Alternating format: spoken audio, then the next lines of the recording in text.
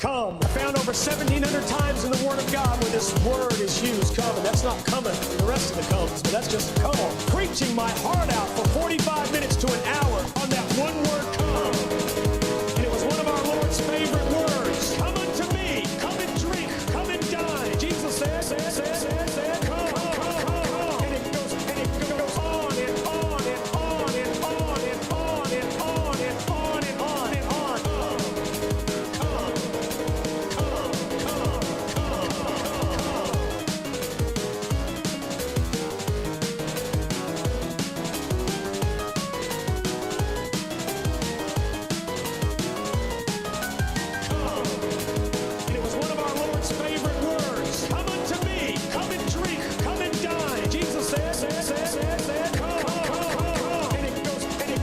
on and on and on and on and on and on and on and on and on.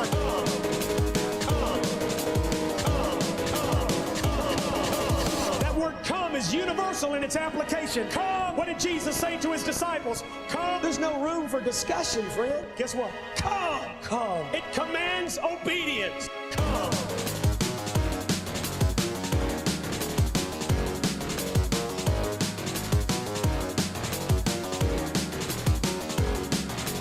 How many of you had the Holy Ghost come in you? He was crucified for you. He died for you. He did everything for you. It's time for you to... Oh!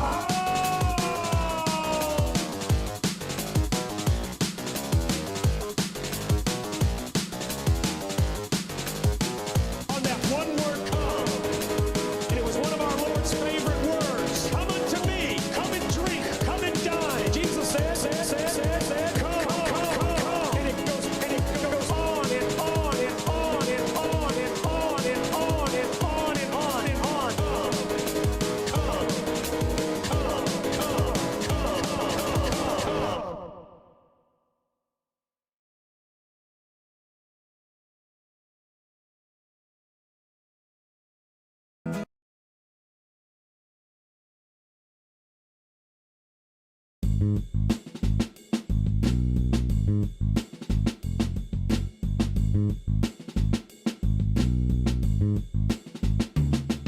My name is Jim Water, I'm a CEO.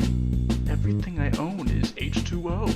Forget about the cash or any other vices. Buy some fucking water or I'll increase the prices. If you wanna make a witch, you better join their staff. Despite the violations, OSHA kisses my ass. I lobby all the publicans, they'll take a bribe. With Citizens United, I don't need to hide.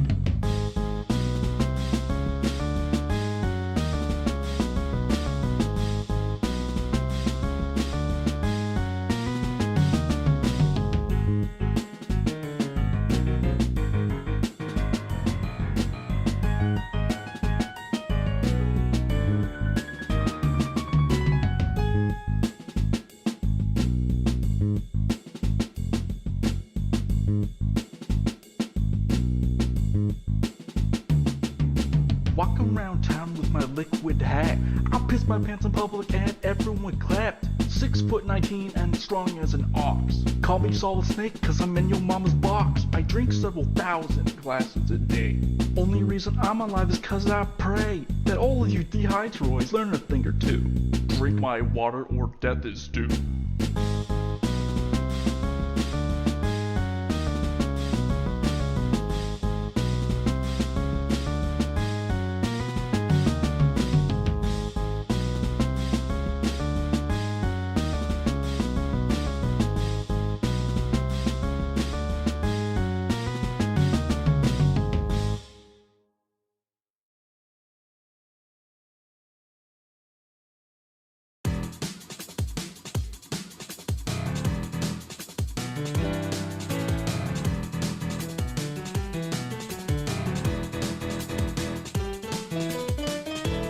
Underground rep, mutant sewer hounds, prowling around these parts, always hidden in the dark. Suddenly they screech, incoherent rodent speech.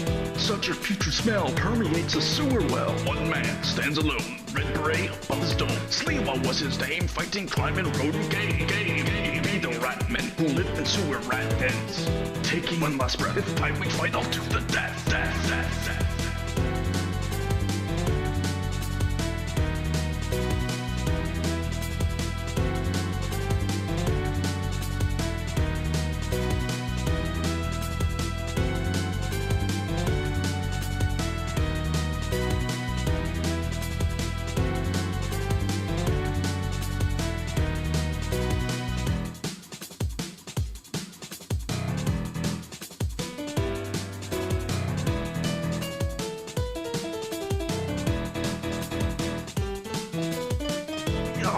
Oh, geez, Sarge.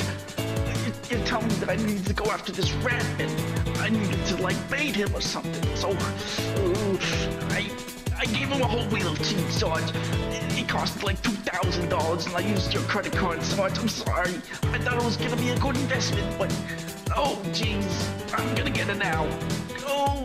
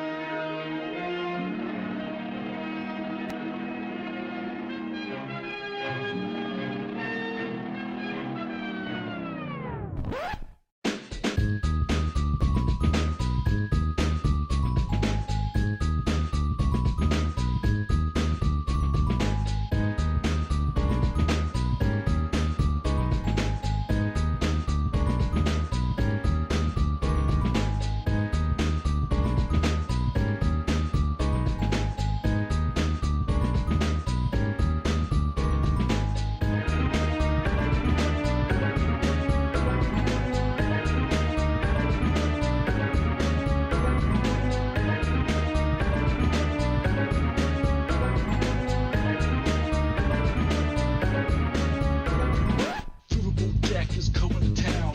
All the viewers gather round. Twitch and YouTube and swishy streams. All that content is bursting the scenes. Politics, gaming, and plenty more. Your sense of fashion you'll adore. So grab your stuff and hop aboard. We're going straight to Jack's Discord.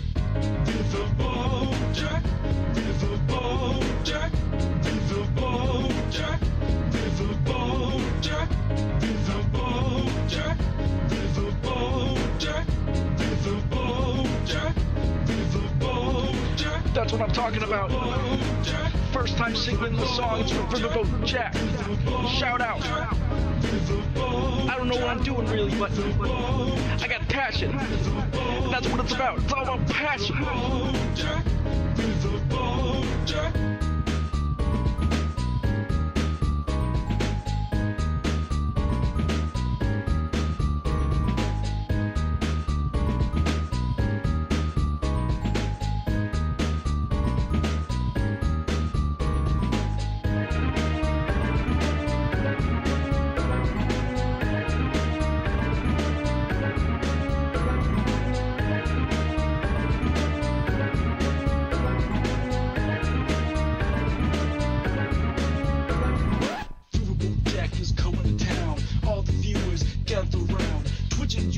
Swishy streams, all that content is bursting the scenes. Politics, gaming, and plenty more. Your sense of fashion you'll adore. So grab your stuff and hop aboard. We're going straight to Jack's Discord. Riverbo Jack, Riverbo Jack, Riverbo Jack, Riverbo Jack, Riverbo Jack, Riverbo Jack, Riverbo Jack, Riverbo Jack, Riverbo Jack, Riverbo Jack, Riverbo Jack, Riverbo Jack, Riverbo Jack, Riverbo Jack. Hello. How we all doing, folks? What How we all doing? Hello. Is there actually going to be a lasting ceasefire? That'd be cool. How about Stephen Miller's glitch after saying Donald J. Trump has plenary power? Yeah, no, I saw that. I did see that. But I'm going to say hello to everyone first. Hello. Everyone. Hello, Claude Sire King. Hello, Liz Galahad. Hello, Twitchy Tism. Hello, Forlorn79. Hello, Gamerg. Hello, Cute Dark Arts. Hello, Quiet Kitsune. Hello, How we doing, Penguin Laurent? Hello, Jobert. Hello, Gwenifer. Hello, Ellen Shepard. Hello, Micah. Hello, Jane. Spoopy Edition. Hello, Jane Sarasdi. Hello, Firecrafted Gaming. Hello, Zia Spots. Hello, Banana Brains. Hello, Mabs Alicorn. Hello. How we doing, Whiterun Guard? Hello, Mabs Alicorn. You got 2 out of me. Hello, Addison Vigil. Hello, Bizby. Hello, Astral Sea Star. Hello, Ashley J. Curtis. Thank you for helping to invent the internet. Hello, Punky Gal. Hello, Penny Auntie. Hello, Bastion. Hello, Mr. Malachite. Hello, Bagel Lady Scum. Hello, Nine-Tailed Witch. Hello, Jabertus Maximus. You got 2 for me. Hello, Liliana Young. Hello, I'm giving a lot of doubles out today. Hello, Comrade Girl 2018. Hello, Flop Motions. Hello, Witch Night Melody. Hello, how we doing, Cliff? Hello, Rain. Hello, Salty Turtle Cupcake. Hello, Canna Bob Rex. Hello, Travis T. Hello, Reagan. Hello, the Profane Priestess. Hello, Fighting Hobbit. Posted your tortellini soup recipe in the Discord. Hell yeah. Hello, Eddie666. Hello, Blueberry Bumblebees. Hello, Evil Eye. Hello, Jupiterquake. Hello, Dylan. Hello, hello, hello. Oof. In bad news for Trump, the latest YouGov poll has Trump under 40% approval, counting 3 out of 4 weeks. The 3 out of the last 4 weeks. And the poll shows 10% of the country is unemployed, and it shows only 32% of Americans are employed full-time. And if you count for 25% that said retired, that's only half the country that has a job that makes them get by. You know, when I say you need to pay attention to the material conditions of how people are actually existing in this country, I do mean that, like, people are already pushed to an edge. It's basically, since the inception of the New Deal, like a never-ending attempt to push people closer and closer to the edge, and there's not much wiggle room left, frankly, for the vast majority of people. And so, they can't really get away with this ICE shit. Another thing the poll found, Trump is down 20 points on handling of the economy. Yeah, nah, he's underwater on every major issue. The Queer Socialist Working Group is having a meeting tomorrow at 7 p.m. Central. Hell yeah, Comrade Girl. Oof.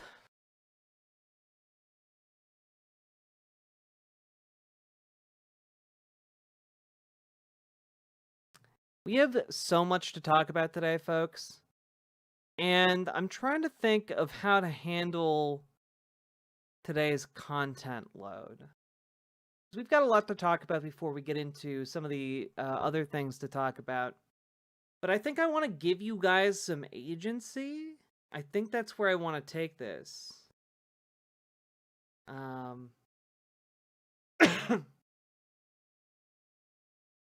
Yeah, but the thing is, Whiterun Guard, you want people to be weak and angry at each other, right?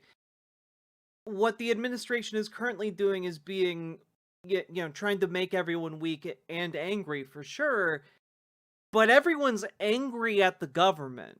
Like, I'm sorry, if you got fired by Donald Trump, you know you lost your job because of that fucking asshole, not because of trans people. You know what I'm saying?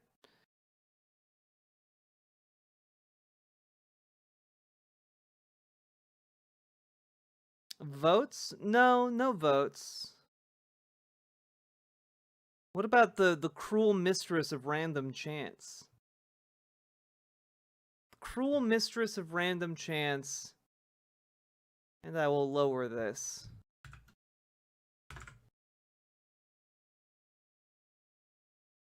There you go. Roll the dice. You know what I'm about. Oh, hey, the Dono Gold carried over? Yeah, we got a lot of stuff I want to cover that would fall under that. But before we do anything, do you guys want to see the current, guy who directs the FBI? Have you ever seen him? Have you guys ever seen him in casual clothes? Because this is apparently what he wears when he's just relaxing and not in charge of the FBI. I chatted up Charlie Kirk on my Ouija board. He isn't hell confirmed, but think of it this way: God now has a man on the inside to spy on the devil. Jupiter Quake, thank you for the $5 super chat, getting us kicked off on the right foot. This is the current director of the FBI, everybody. This is what he wears when he wants to be cozy. God, like every aspect of this outfit is so nauseating, dog. Is it a slutty little outfit? I mean, definitely slutty. For one man. Yeah, dude's got Christmas camo with a Donald Trump Punisher Santa logo on it.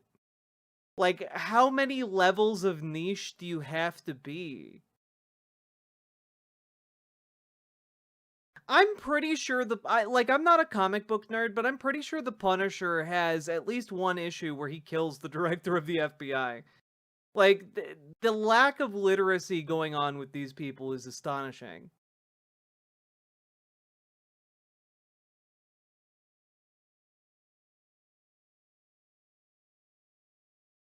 Yeah, he's wearing a fucking camouflage in Christmas colors sweatshirt with his Cash Patel podcast logo on it. And on the front, it's just a blonde Donald Trump hair-having Punisher logo wearing a Santa hat. Like, damn, dog. Hello, Prince Seal.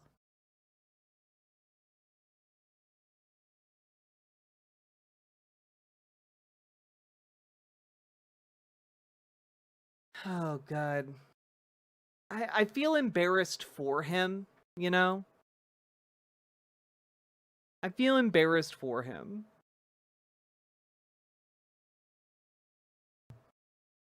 Is it labeled with a cheesy version of his name? I'm pretty sure it's his podcast. Because remember, all of these people are just like shitty podcast bros that have been elevated to positions of power. Like when I say like these people are just internet posters, I do mean it. You know, they have no relevant skill set. I'm not good at fashion and I would never wear that. Look, he's just daring in ways none of us could hope to dream.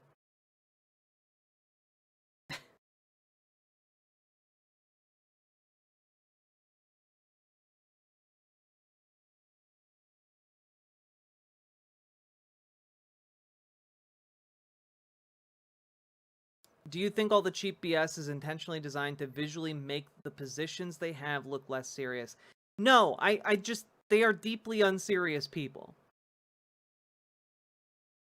You know, like that's, the takeaway from this is that they are deeply unserious people, and they've always been deeply unserious people. Like, Cash Patel has always been like this.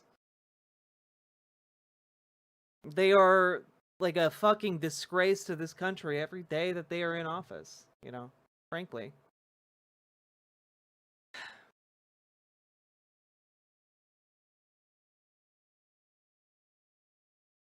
All right. So, folks, how today is going to work. Yesterday, you could raise 200 subs, and if you hit that goal, something would happen. You guys did not hit that goal. However, I am introducing a random chance game here. If you guys hit 100 subs, I will roll a dice. Each number corresponding to a different piece of lengthy content that we will bury our teeth into, okay? And I can promise you each one of these is going to be fun in its own way. You know, it's gonna be, well, and fun is gonna be relative. I would say that they, by and large, fall into two different categories: pleasure or pain. And so, you know, we're gonna explore. You know, are you guys risk takers? I guess. And every 100 subs will roll again. Will you ever do a Metatron segment? Quigley, I did do a Metatron segment. I did a Metatron segment, and you know what? I may or may not have another one up my sleeve. You know. I really think they mean to change the way we see politics. How will a sane administration feel after 4 years of psychological abuse of the Trump administration? I mean, I think that the change that we are going to see in politics is people far more painfully aware that the Republican Party and the Democratic Party are kind of hollow and full of shit, you know? I think that we're going to see a lot of people being radicalized to better politics than we've seen in the past. Quigley, it hasn't been made into a video on the channel yet. Leah Miller does rock.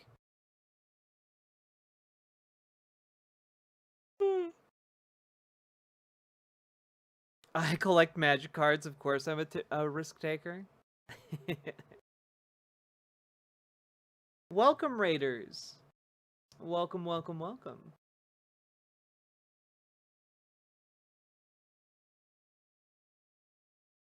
I like the way the fan makes your hair blow. Thank you, Joe Burtis. Okay. So, while we attempt to chug our way towards 50 subs, and folks, every $5 dono or membership is equivalent to 1 sub. Also, please consider supporting stream with your subs, donos, memberships, and super chats, because folks, that's how this stream works. You guys support me and I'm able to do this work. It's pretty incredible. Hello, only special features. Howdy, howdy. You rule. Thank you. Welcome, welcome. I'm not seeing who raided us, but thank you for the raid, whoever it was.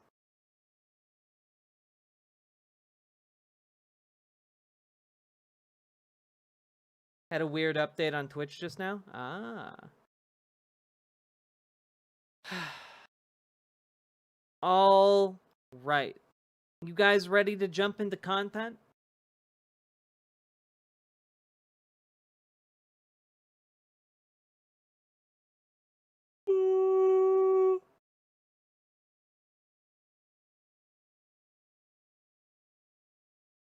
You guys ready for content, baby? Pew, pew, pew, pew, pew, pew, pew.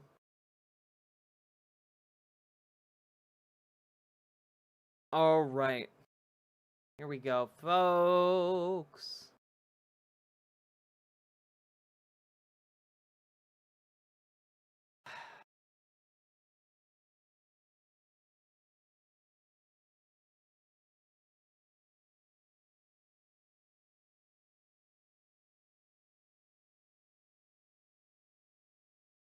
So, folks, we have to talk about Portland because despite the fact that there is a temporary restraining order against the Trump administration preventing them from deploying soldiers into the city for literally no reason,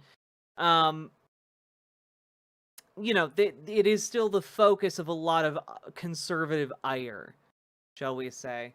And quick update on how the inflatable frog of Portland, Oregon is doing. Let's just take a look.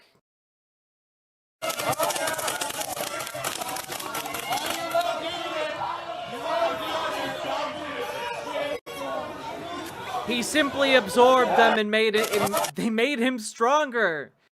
He's getting stronger every day. Okay? The frog is my hero, right? But, like, this is what I mean. These people are deeply unserious.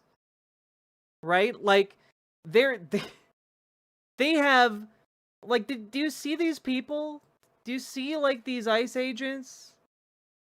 Like, huddled and scared in, like, full military gear, like they're about to go into fucking Fallujah. And that on the other end, there's a guy in a silly inflatable frog costume.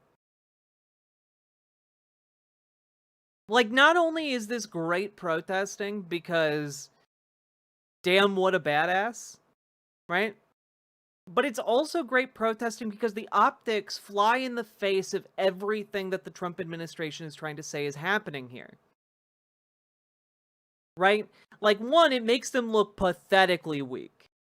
Number two, like, it absolutely decimates the narrative that, oh, things are so violent, we need to send the military into Portland. And, like, that's just not at all backed up by facts on the ground whatsoever. Also, Lux Progressive, thank you very much for the raid. Welcome, welcome.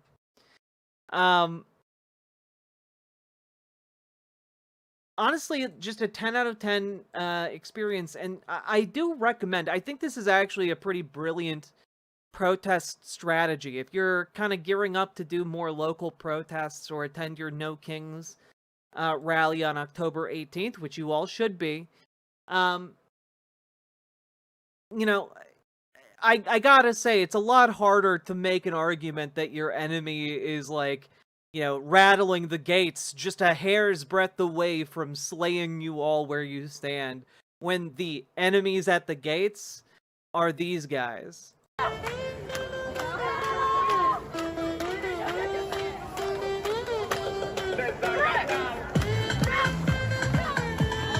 I probably am gonna get DMCA'd for that, but I don't really care.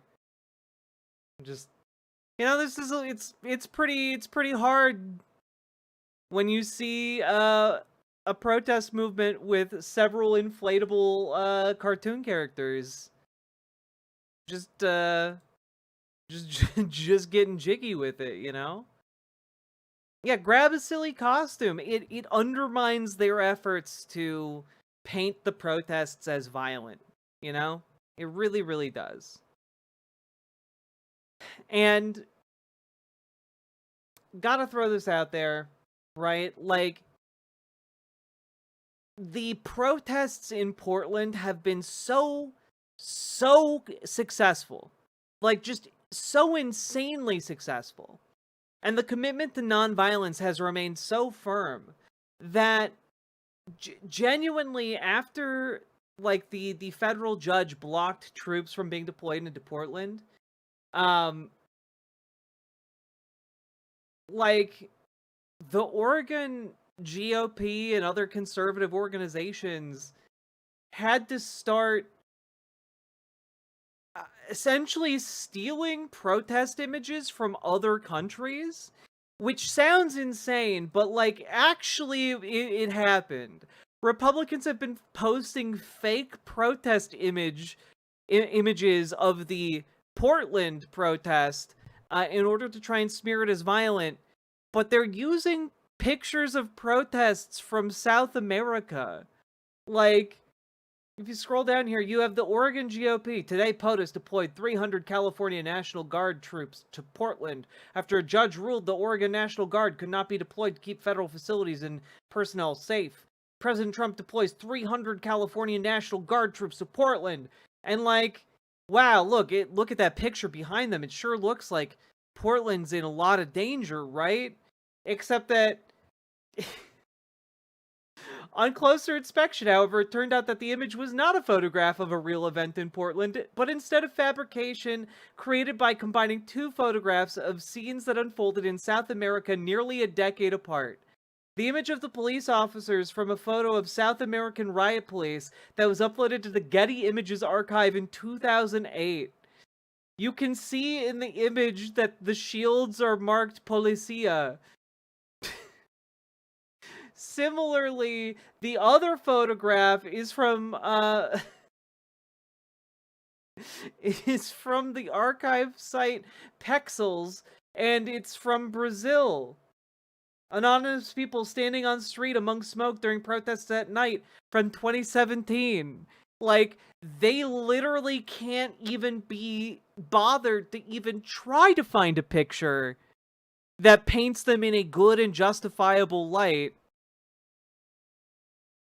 They can't even try. And instead they're just like taking pictures off of Getty Images and splicing them together to try and make memes about Portland. It doesn't make any sense.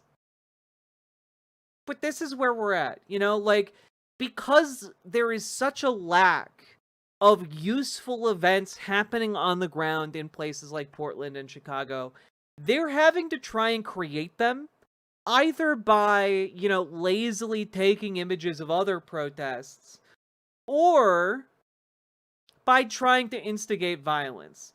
So, you know, credit here to teach_PDX on TikTok, as well as Matthew Sheffield for bringing this to my attention. But in this clip, you see a man dressed all in black, black face mask, black helmet. And it turns out that this man, well, you know what? Let's just play the clip. All right, let's just play the clip here. They're trying to pose as Antifa.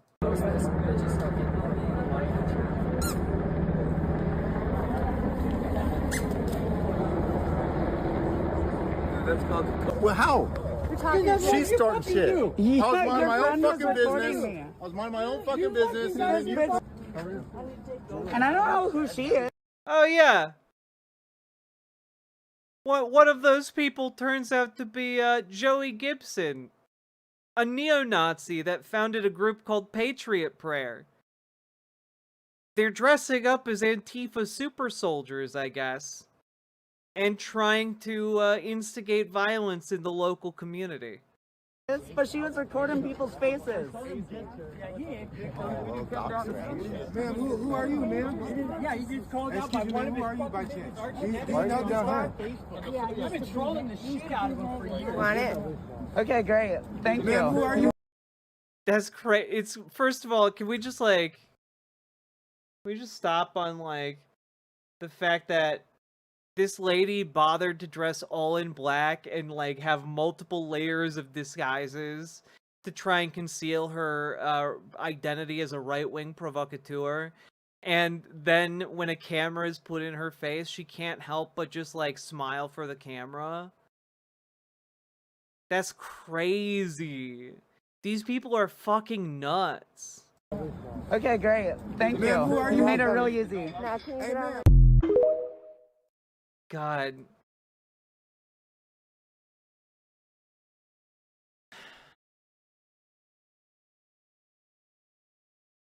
Oh, and that woman, by the way, that's Joey Gibson's fiance, Lindsay Nichols. So, you know, like, the internet did figure out who she was. You know, just the fiance of a neo-Nazi. So, things are, honestly, like, it's complicated because obviously the rhetoric is ramping up regarding Portland. Like, the attempts to paint Portland in a negative, violent light have definitely ratcheted up over the past 24 hours. But at the same time, protesters have been holding strong and, like, refusing to give in to this bait. This is excellent work. Excellent, excellent work. Yeah, like, I'm just feeling, it's hard for me not to feel hopeful here, right? An opinion essay was published in the New York Times earlier today, Where Trump is Vulnerable and How to Act on It, by Henry J. Farrell, who is a professor of democracy and international affairs at Johns Hopkins. And I would really like to point out this piece here, right? The administration is targeting a small group of schools, which it describes as possible good actors. It hopes that if institutions like Brown and University of Virginia roll over, others will submit too. It wanted to signal strength. Instead, it's revealing its weakness. The administration needs to break the academy, is forcing it to make a desperately risky gamble. As political theorists like Russell Hardin have explained, power is a coordination game in which everything depends on what the public believes and does together. Even the most brutal tyrant does not have enough soldiers and police officers to compel everyone to obey at gunpoint. Authoritarian regimes need civil society, the realm of people and organizations outside government control, to acquiesce to their rule. East Germany's dictatorship collapsed when multitudes began to march and organize against it, collapsing the illusion that everyone accepted tyranny. The struggle over regime change is about whether the aspiring authoritarians can subdue civil society. Their strategy is to play divide and conquer, rewarding friends and brutally punishing opponents. They win when society cracks, creating a self-enforcing set of expectations in which everyone shuts up and complies because everyone expects everyone else to shut up and comply too. Those who oppose authoritarianism have to play a different game, creating solidarity among an unwieldy coalition, which knows that if everyone holds together, they will surely succeed. This too can become a self-reinforcing set of expectations, but only if the coalition's members resist the threats and promises of those who are trying to break it. And I just want to stop there because that part hit me like a sledgehammer today, right? Like, when you are feeling hopeless, understand that this administration wants you to feel hopeless. They want you to give up because it is only by you feeling hopeless and giving up that they win. As long as we hold true to each other and hold the line, they can't win. They actually can't. It is not possible for them to win. So what needs to happen here is for everyone in this country to take up the same kind of basic mentality. And I'm not even talking like we need to share fundamental values writ large, but one value we do all need to hold dear, and that is in order to keep this coalition together, and that is the basic ideology that America is where kings and tyrants go to die. This is a country that is founded on freedom. This is a country that's very idea is anathema to tyrants and authoritarians. This is a place where that type of governance, that type of power, that type of centralization is utterly and completely rejected. And that is something that we all need to kind of come together and agree on. You know? Like, there are no kings in the United States. And this is why I think one of the guiding ethos of these recurrent mass mobilization protests being no kings is so important. You know? And the basic premise that here in America, we reject tyrants. We reject tyranny. That needs to be something that echoes from, West Coast to East Coast and everywhere else in all the lands. This is not a place where we tolerate this type of authoritarian overreach. And one of the best ways to really bring people together is to make these protests fun, to make these protests accessible, to make these protests make the administration look ridiculous.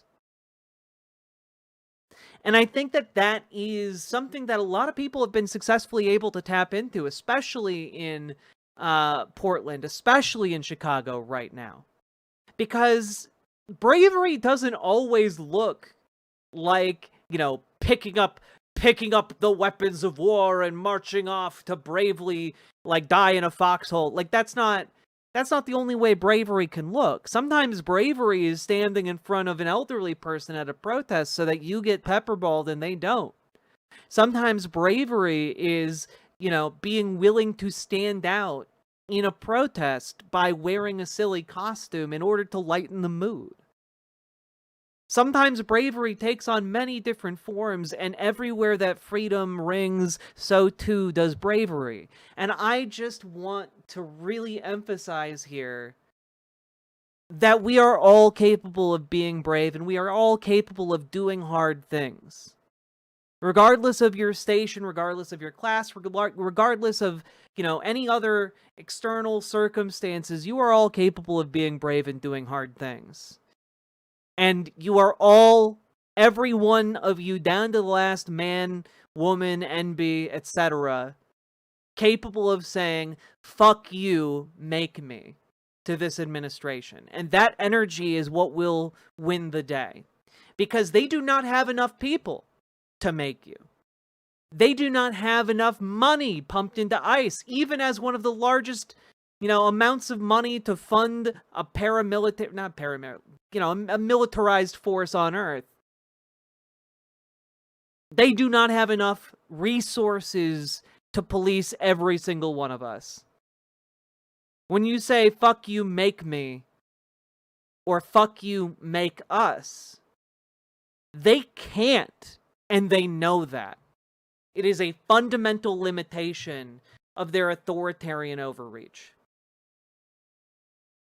And so, I just want you all to take some hope from this. Like, they can't even fabricate evidence. They can't even make up a plausible situation in which Portland is a genuine threat that they need to occupy. They can't do it.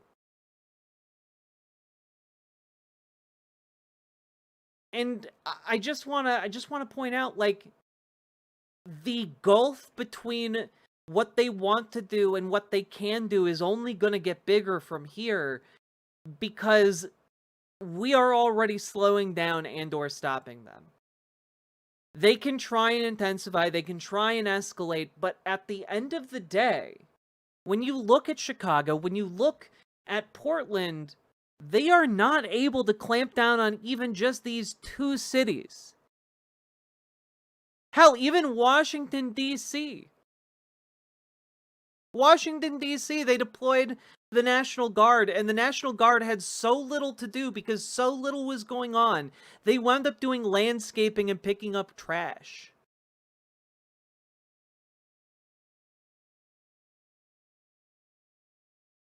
So, what I want to do here is to point out, if this administration can't even remove a comedian from network television, they certainly can't strip away our fundamental rights as Americans. They might try, they might be able to like change some papers around, but keep in mind every single change that they have attempted and even maybe partially succeeded at, because we are going to win. And when we win, we need to reverse all of those and, in fact, improve protections for workers, improve pay for workers, improve rights for workers, improve housing for workers, improve, food for workers. Improve the amount of free time people experience. We can do this. We can give every worker in the country health care. We can give every single person in this country health care. Because what this administration has shown us more than anything is that any of the traditional limitations that have been put on the American government no longer exist. And if they ever did, were fragile at best. When we win this, we must tax the wealthy and improve the lives of people who work, of people who make up the vast majority of this country, the 99%. Because we should not be held at gunpoint by the 1%, and that is exactly what is happening right now. We are being held at the gunpoint of the 1%, and they have no means to actually enforce their dystopian wills upon us. All right? So, folks, I want to see each and every one of you turn up on October 18th for No King's Day. And, if you need to sign up, you can head on over to nokings.org. It's a pretty catchy name. And folks, please do remember to sign up, events in your local area. I checked it out, and it looks like only if you are someone who's trying to coordinate the event and willing to put your name on it do you need to actually give over some of your personal information. Otherwise, just go. Just mark your calendar and go. And if no one is doing a local event, if no one's doing an event close enough to go to in 30 minutes, host your own event in your local area. Guarantee you there's going to be other people who want to go.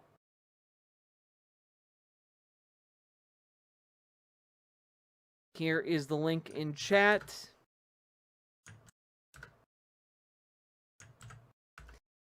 And folks, remember to like, comment, and subscribe.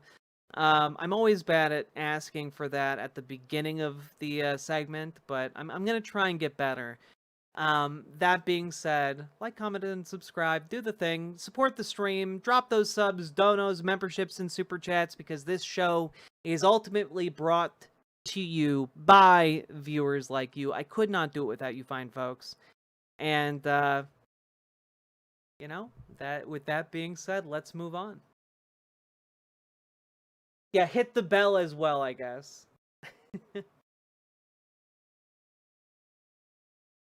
Did you see Texas AG Ken Paxton announcing that they plan to infiltrate leftist organizations? I did see that. I'm not super worried about it. This is why I always tell you guys not to Fed post, because the entire premise of not Fed posting is to create an environment where someone does come in and start Fed posting. You know that they're a fucking Fed.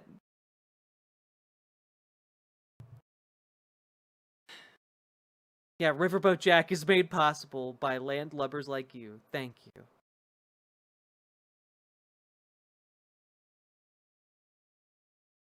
I always assume infiltration. Exactly.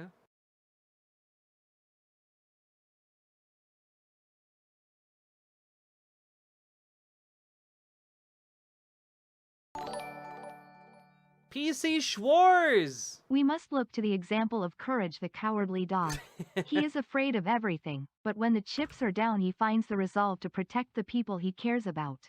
Hell yeah, PC Schwarz. Love the reference. And thank you for the $5 dono. Getting us ticked up. Getting the BWA engines revved up.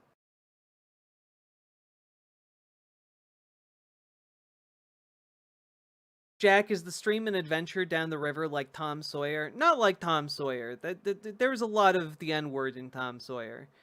I would say more that the stream is like an adventure down the river, like the old-timey drama Riverboat. And if you don't know what I'm talking about,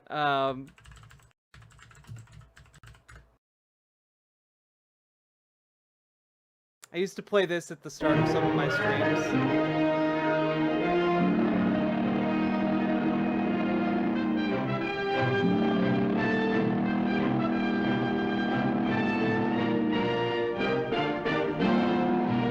Yeah, that's fucking right. It starred Burt Reynolds, motherfuckers. Pre-mustache.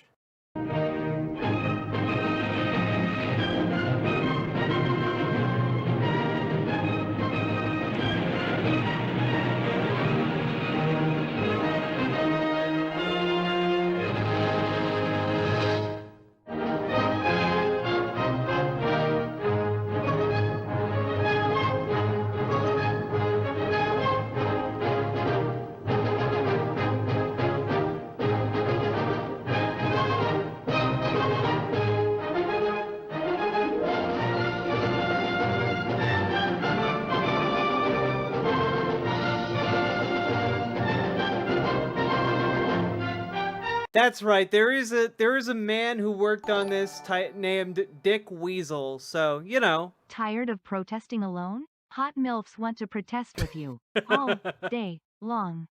Join DSA, the hottest collection of available protesters on the planet. It's true. If you protest hard enough, you get all hot and sweaty. Maybe you'll see those hot MILFs lose a few layers as they protest. You know what I'm saying?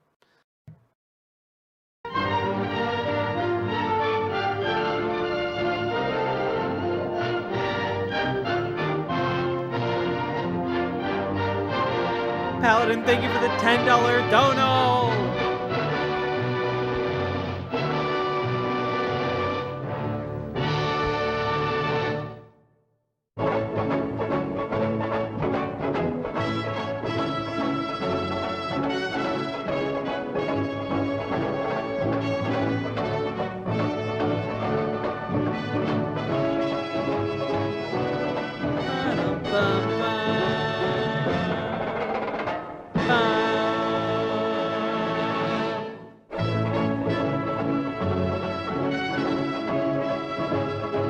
You don't know who Burt Reynolds is? He's like one of the most iconic actors of all time.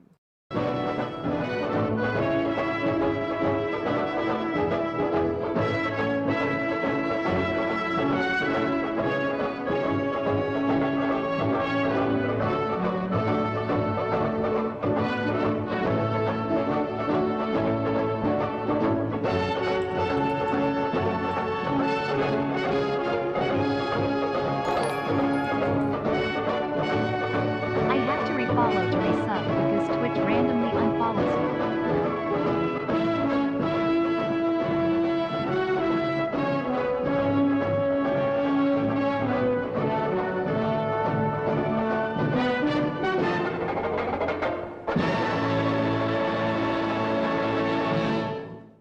There we go. Just a Riverbo Jack throwback. I have to refollow to resub because Twitch randomly unfollows you. Yeah, Twitch is, Twitch has been doing me dirty for a long time. But thank you for subscribing with Prime, Eric McKetton. Very much appreciated, bringing us up to 60. Folks, now we're cooking. Now we're cooking with electromagnetism.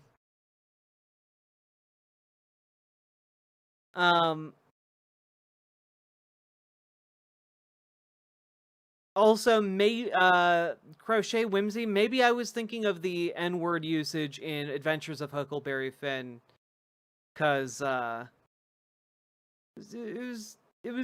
was used over 200 times in that novel, and maybe I'm conflating the two a little bit more than they deserve. That jacket you have on looks incredibly cozy. Thank you, just to be here.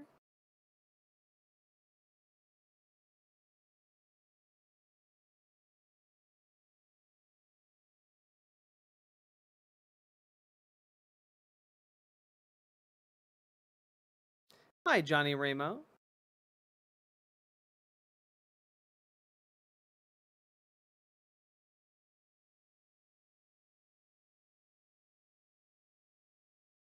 Yeah, Smokey and the Bandit's an all-time classic.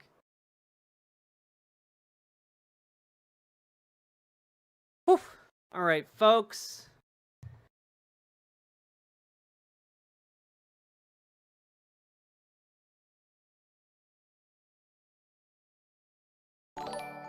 Jack, I need an opinion real quick. What's the Stay opinion the on? course and remain Yo! hopeful. BWA. BWA. BWA. BWA, BWA, BWA.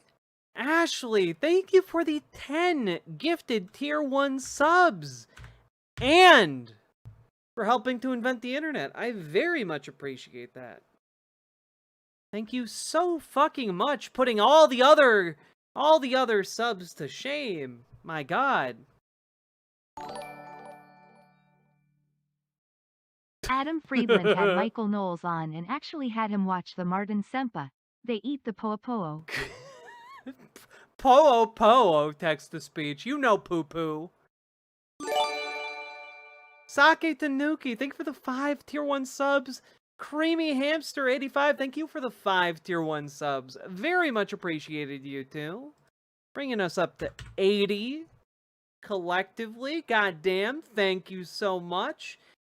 And I will say, I did know that Adam Friedland had Michael Knowles on his show. and I don't want to watch the entire thing, but I did watch I did watch the first minute of it, and it was really fucking funny. And so I'll show you guys the first minute of it. It just went up. I don't want to content steal, but if there are any worthwhile bits, we'll go over them at a later date. But man, the Adam Friedland show is like just top tier comedy, like blurring the line between comedy and news. Here you go.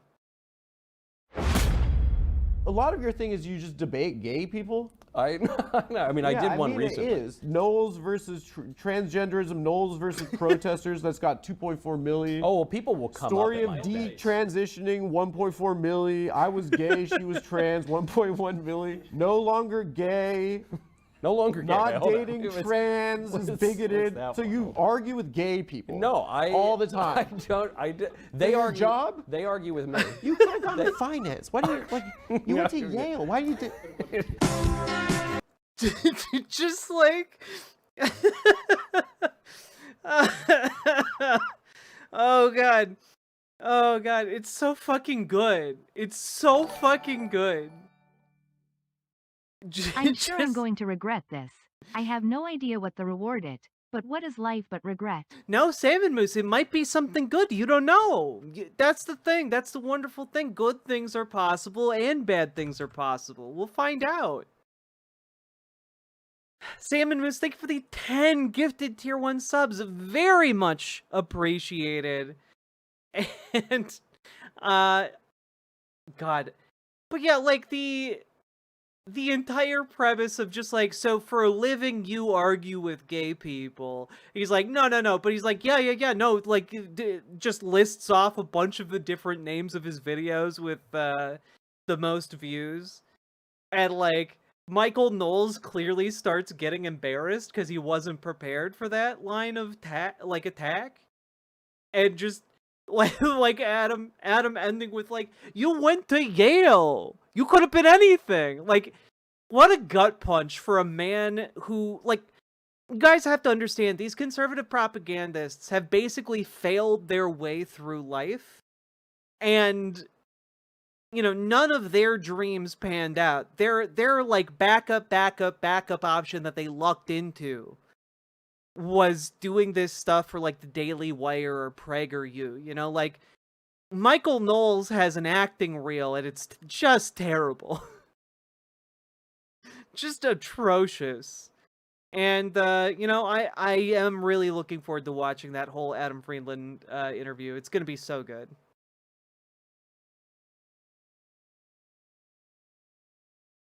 Okay, so, the question from Lime's Floofy Otaku.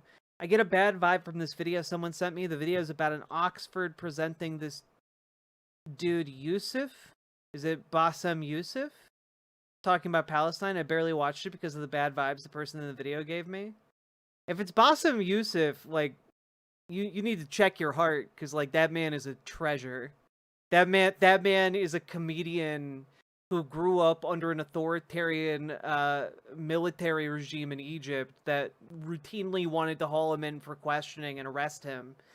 He kept up doing his comedy and became known as the Egyptian, you know, Jon Stewart. And ever since, he's kind of like toured the world, and he's just a goddamn delight. And one of the great pieces of advocacy he does is on behalf of people of Palestine. Oh no, not that man. Mossab Hassan Yusuf. Okay, I don't know who this is. Oh yeah, no, okay, Mossab Hassan Yusuf is, yeah, no, he's bad. Dude is like the son of like a terrorist organizer, like the head of a terrorist organization who like defected to Israel, and ever since he's been doing pro-Israeli Israeli propaganda. No, his vibes are rancid, and never mind. Never mind. I don't take back everything I said. I stand by everything I said about Bassem Yusuf, but Mossab Hassan Yusuf is a genuine demon. He's awful.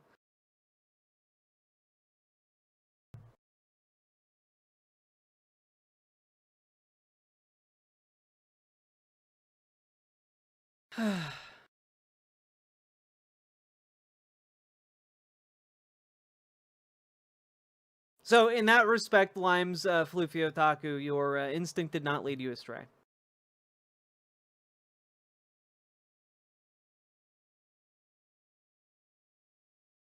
All right. Folks, are you ready for another segment? Are you guys ready to just, like, jump into another? Because I got two more that we absolutely have to get through. All right? You guys ready for this? Thank you. Thank you.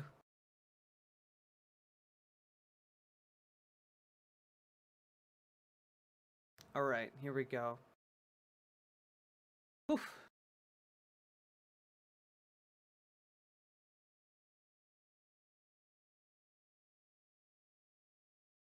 Let me get these tabs ready.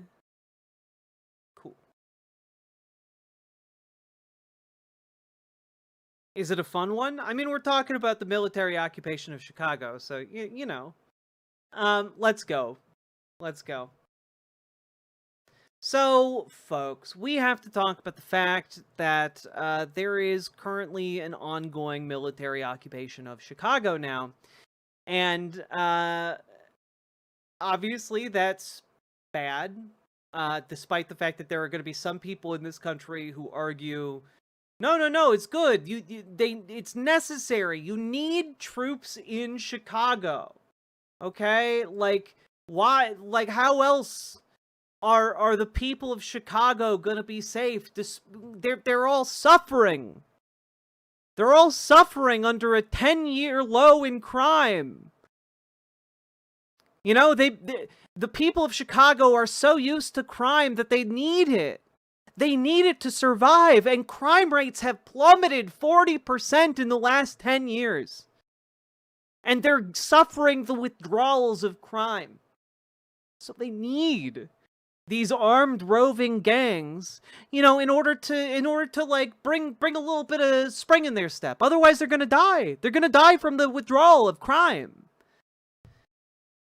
And I mean that, by the way, like, in the last 10 years, Chicago's crime rate has fallen by 40%.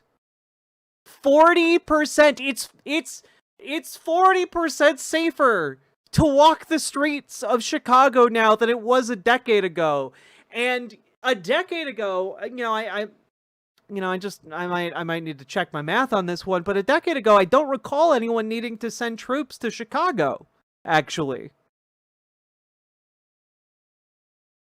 It's insane, right? But, you know, of course, insanity isn't stopping this this administration. So what's going on here?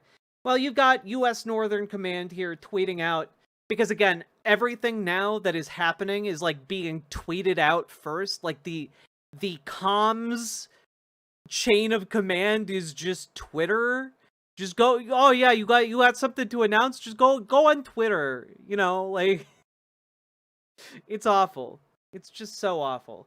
But effective today, elements of the Texas National Guard under Title 10 authority and command and control of the U.S. Northern Command are employed in the greater Chicago area. These soldiers are employed to protect U.S. Immigration and Customs Enforcement and other U.S. government personnel who are performing federal functions, including the enforcement of federal law and to protect federal property.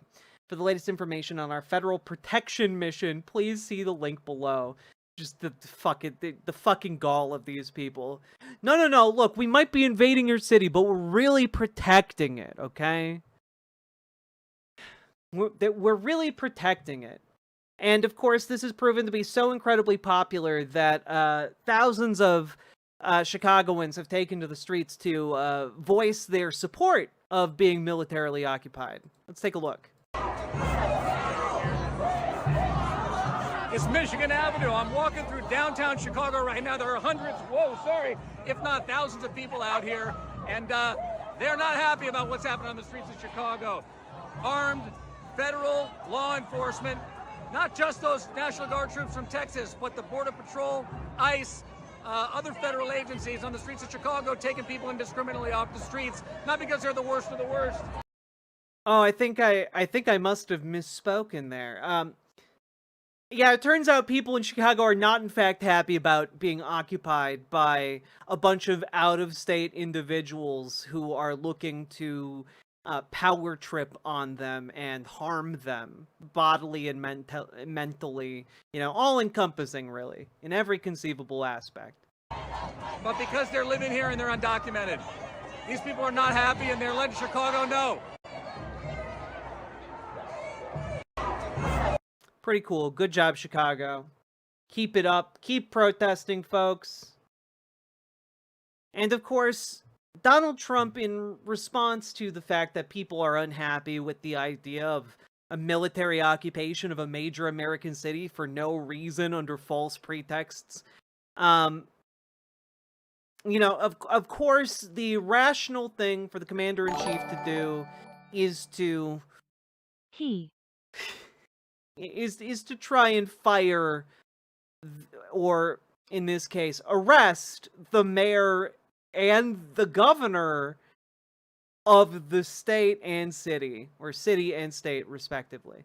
So what we are now seeing is that Donald Trump is getting on, like, Truth Social and basically grousing and being like, maybe we should have them arrested. Because, like, that's the only idea he can come up with, right?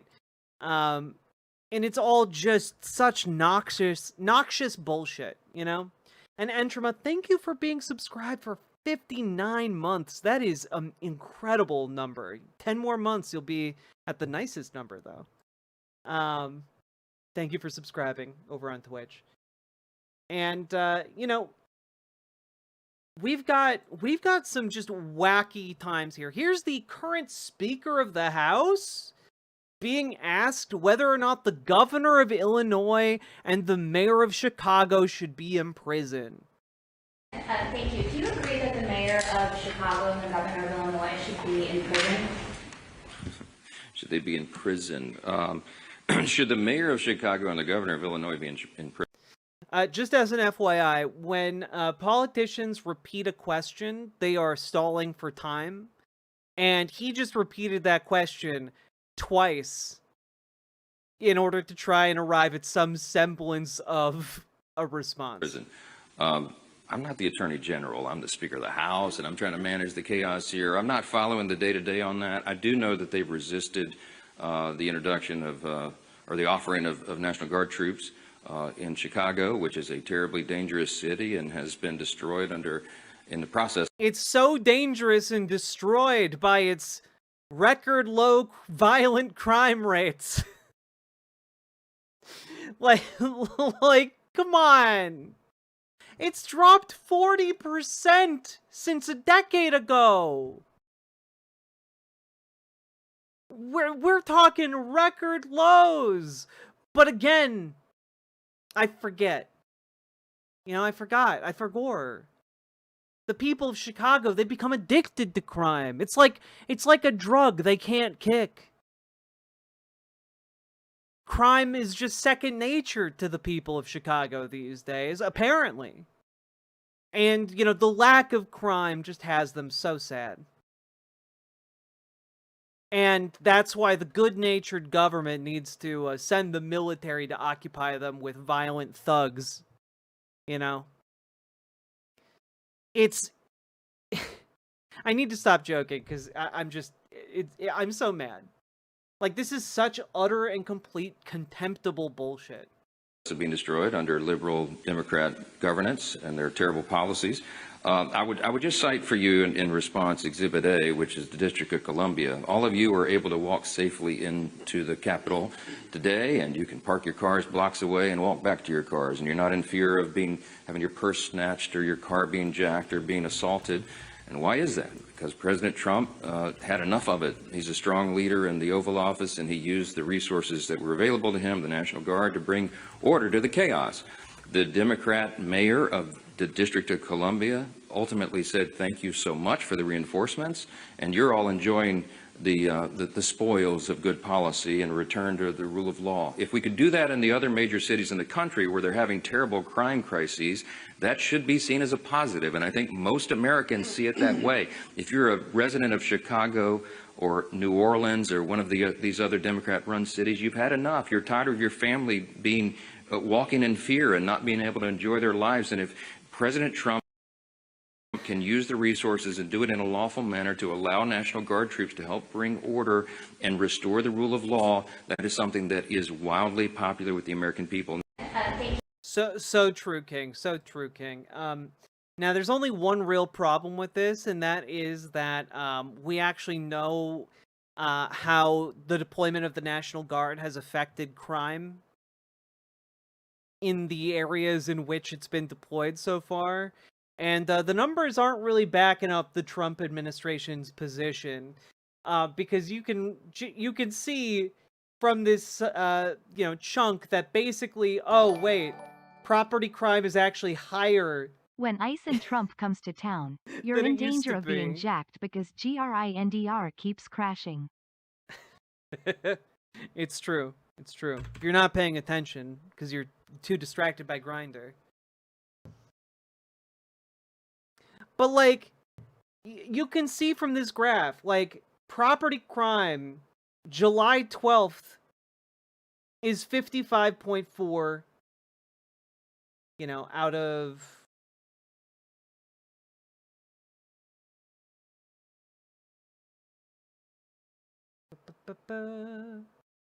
55.4%. Actually doesn't tell us much. We'd have to look at the actual data. Anyway, as you can see, property crime as of September 9th is actually higher than before the Guard deployed. And the violent crime is basically unchanged. So, yeah, per 100,000 property crimes per, like, 1 million, 100,000. Probably 100,000. You're right, Nimbleline. But when they say, oh, we're deploying this to keep you all safe, it's just bullshit. It's just fucking bullshit. They're not deploying it to keep anyone safe. They're deploying it because they want to do a power trip. And, we talked about this a little bit the other day, but really what it comes down to is that this administration is deploying the military for photo ops. They are deploying the military for social media clout. Like, that's what's happening here. Like, you've got the entirety of, like, Trump's cabinet basically being attention-seeking grifters, and all they know how to do is post. And so they send these people. Obviously you've also got Stephen Miller, who's like a true believer, but like aside from him, like there's no other true believers in his cabinet. You get basically a bunch of people who are trying to do fascism via podcast. Fascism by trying to turn invading homeland soil into a Joe Rogan podcast. Like, that's basically it. Yeah, Russell Vought might be one of the few other genuine believers, but, like, they are few and far between. And it seems like it's anti-clout in a lot of ways. But that's the thing. I think they are making clout specifically for their base. For the base that they think is going to be ever loyal, and the base that they think is going to give them all of the support that they will need to continue onward. And it just ain't like that. Like, what they don't realize is that people like J.B. Pritzker are coming across immensely more human, immensely more likable, immensely more courageous than any of these weird, hollow ICE stunts. That all those stunts do is spread misery and pain and fear and anger and resentment towards our current administration. Here's J.B. Pritzker following Donald Trump's threat to arrest him. Look, he's a coward. He says a lot of things to the camera. He likes to pretend to be a tough guy. come and get me. Come and get me. Look, he's a coward. Honestly, 10 out of 10 response. 10 out of 10 response. And that's the kind of posturing that genuinely makes these cowardly motherfuckers who are trying to use essentially troops and cities as like action figures in order to post like clips on YouTube. Like that kind of posturing from JDB Pritzker actually matters. You know? And like I've been pointing this out for, the last few weeks now, and I'm going to continue to point it out, but none of this psychotic behavior from the Trump administration, all the way down to everyday individual ICE officers, none of this is endearing people to the regime. All of it is alienating. All of it. Okay? And one of the craziest stories, do you guys remember? Let me pull this up here.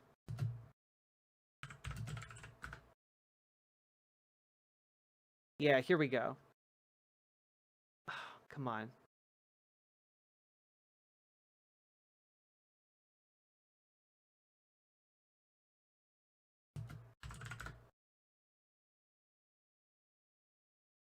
This one? No.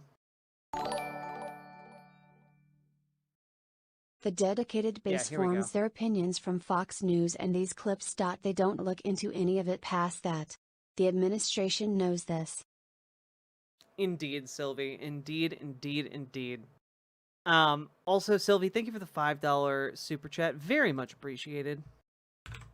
And I can't remember if I added those 5 tier 1 subs from Sake Tanuki. If someone noticed that I didn't, or can go back and look if I did, much appreciated.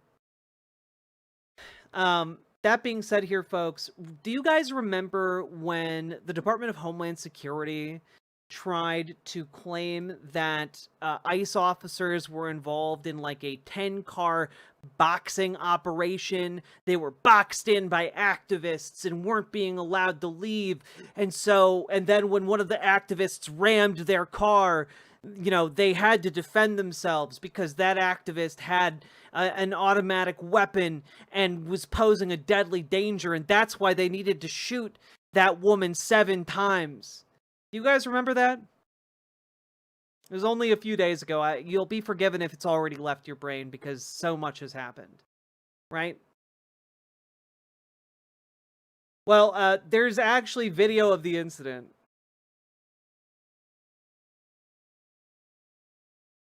You can see this is not actually a boxed-in situation at all. At all. Just to push us over the edge of the button. In case sakes didn't get counted, winking face. Well, Penny Auntie, thank you for the 5 tier 1 subs. Very much appreciated. And you guys will see what that has unlocked to you after we finish this segment. But so, first of all, absolutely not blocked in.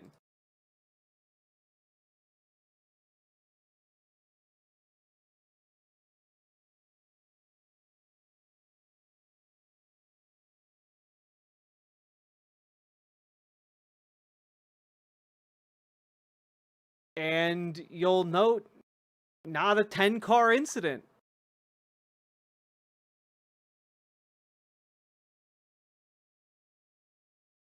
And at this point, officers get out, start shooting,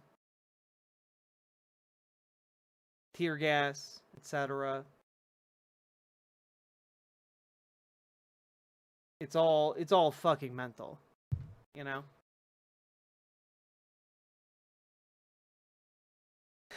Well, so it turns out that ICE and DHS's claims of what happened during this are not, in fact, lining up exactly, right?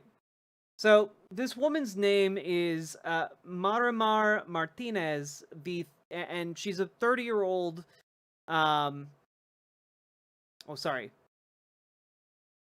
Yeah, she's a 30-year-old, like, anti-ICE protester, okay? She got arrested after this.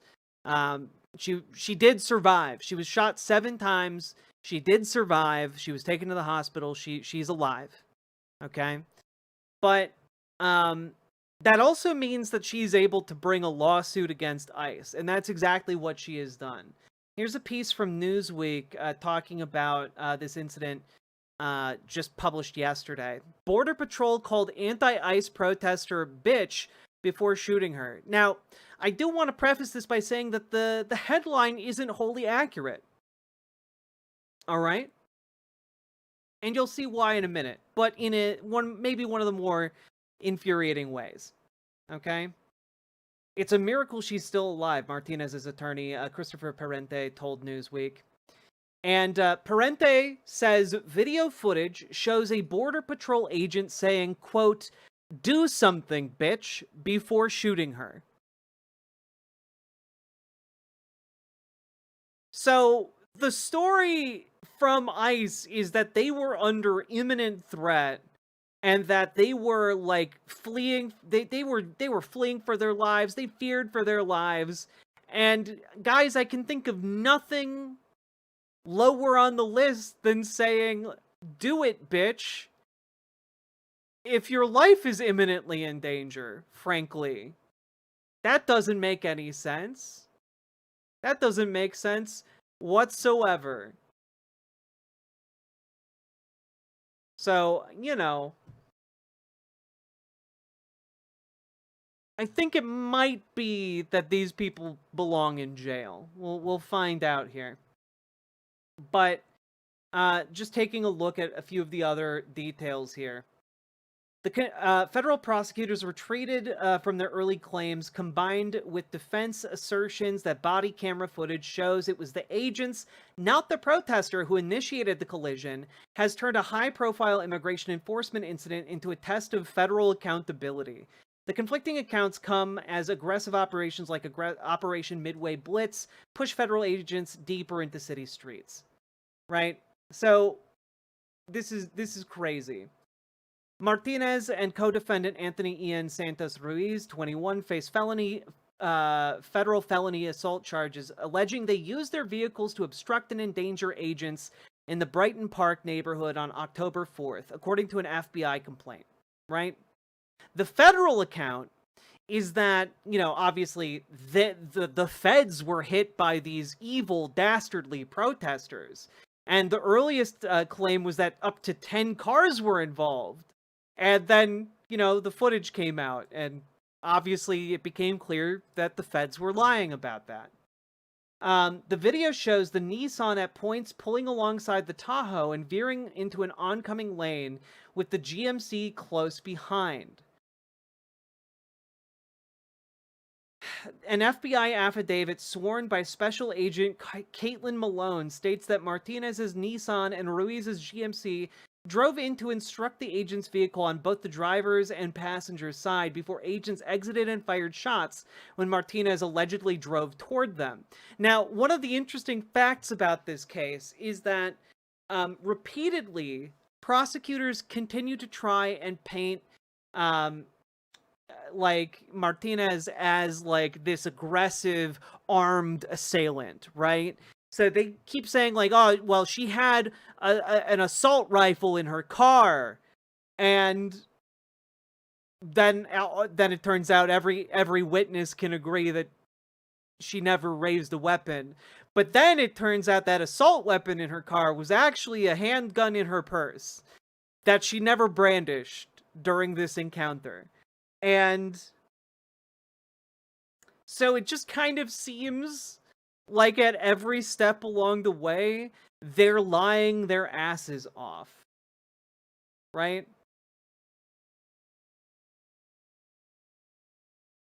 Here is Martinez's account of what happened. At a detention hearing Monday before U.S. District Judge Heather McShane, Martinez's attorney Christopher Parente said body camera footage contradicts the government's story. According to Parente, the video shows a Border Patrol vehicle turning into Martinez's SUV, after which an agent says, "Do something, bitch," before exiting and shooting her.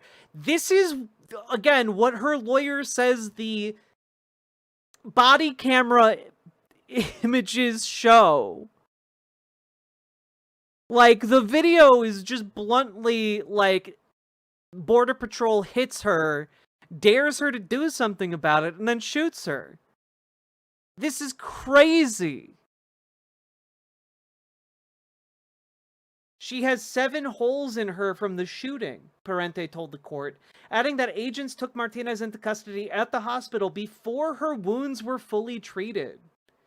So, like, they followed her and arrested her while she was getting treatment for 7 gunshot wounds.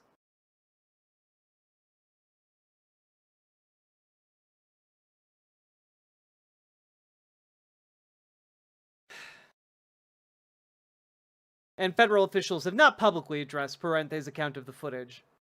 That's so strange. It's so weird that suddenly they all clamped up. Yeah, here's the last thing I found super interesting. Prosecutors initially described Martinez as having a loaded gun, echoing DHS's statement that agents fired defensive shots at an armed U.S. citizen. But in court, Assistant U.S. Attorney Sean Hennessy acknowledged that while a firearm was in Martinez's car, she never brandished it, and the weapon was not mentioned in the formal complaint. Like, these people are just evil, right? The Trump administration and everyone that they have put into power or enabled is just like cartoonishly evil, like super villain level evil. But, like, less competent than any cartoon villain you've ever seen in your life. You know, we're like fuck, we're operating like several, you know, tiers below Wile E. Coyote.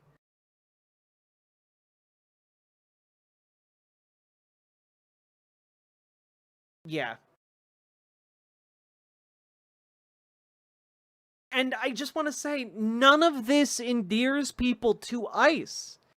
The idea that, like, oh, these people from outside your community can come in, just shoot you up, and then they call you a criminal. Like, that's what's happening here.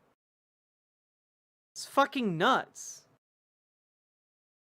Also, remember that pastor who got shot the other day by ICE agents?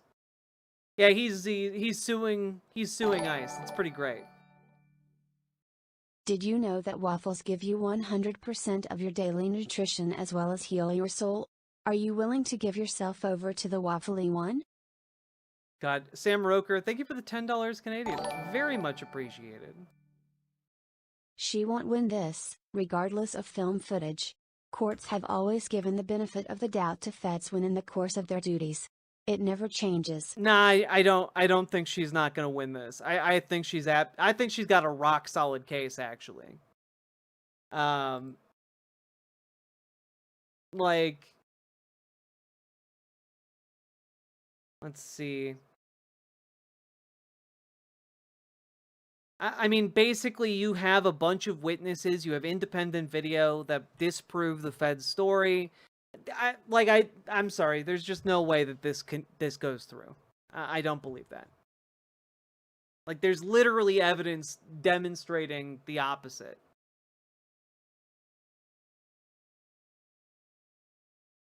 Because the thing is, you're right in the usual sense that courts would usually defer to the federal government and give as much, or if not maximum, weight to their words and accounts. But most courts these days are not. Like, the Trump administration and these federal authorities have rapidly run out of runway with which to launch these types of, you know, assaults on freedom. You know? We're also just gonna throw out there here that, like, attacking priests, attacking, you know, people who are just minding their own business, this doesn't endear them to anybody. And I gotta share this with you guys, because this left me a bit dumbfounded. I sincerely hope that DHS continues to post propaganda like this. We're having an all-night revival. I'm sorry, gloating over pictures of, like, the 3 most normal-looking folks in existence being detained by Homeland Security for seemingly no reason. Sorry, that's not actually going to win you over support. You're unrealistically positive? Nah, I think I'm very realistically positive. I think that the more of us that band together, the harder it is for them to do their authoritarianism, and I think they are rapidly alienating people that they cannot afford to alienate. Is that clan talk? I mean, you'd be forgiven for thinking that. Yeah, I do think that the Twitter accounts in particular of these officials are riddled with neo-Nazi and KKK dog whistles. So, you know, I think that might very well be within the realm of possibility. Also, thank you for the raid. Welcome, welcome. Hello, this spacers. And I want to throw out one more point. All right. This, I saw this and I think it's another sign that things are good. Right? Things are good. Letterhack, hello! Welcome, welcome. Everyone should go follow the Letterhack. Excellent, excellent stuff happening over there. Fully endorsed by Riverbo Jack. One last point here, and that is, I think that what you're going to see are far more posts mocking ICE than you ever have before, because mocking ICE is no longer just a leftist pastime. It's gone mainstream. People are well aware that these people suck and deserve to be called out for it. Here's just one example of what I mean that like made me smile, and I think it's just good. I think it's just some good shit. And I looked into this account. This is from account 1UpSunny on TikTok, which appears to just be like a dad account, like just a guy who's like super happy to be a new dad. Like he doesn't have overtly political content on his feed, but then he has this. What's your real name? What's your barber name? What's your barber name? What's your barber name? What's your name? What's your street name? I did. See it from Ice Age looking at it.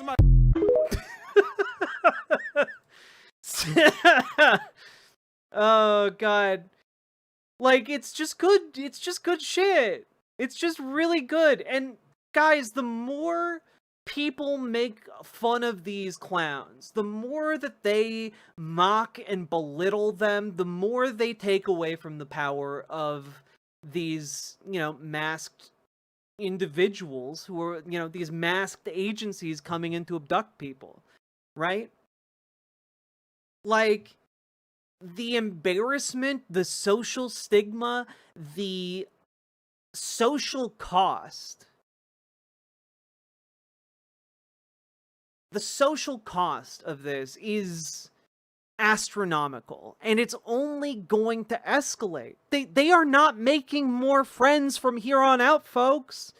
The tariff damage is locked in. The AI bubble damage that is very surely coming in the near future is locked in. Something like 40% of the US GDP is now all AI speculation, and none of these AI companies are turning a profit. That damage, when that bubble pops, that's locked in. Okay?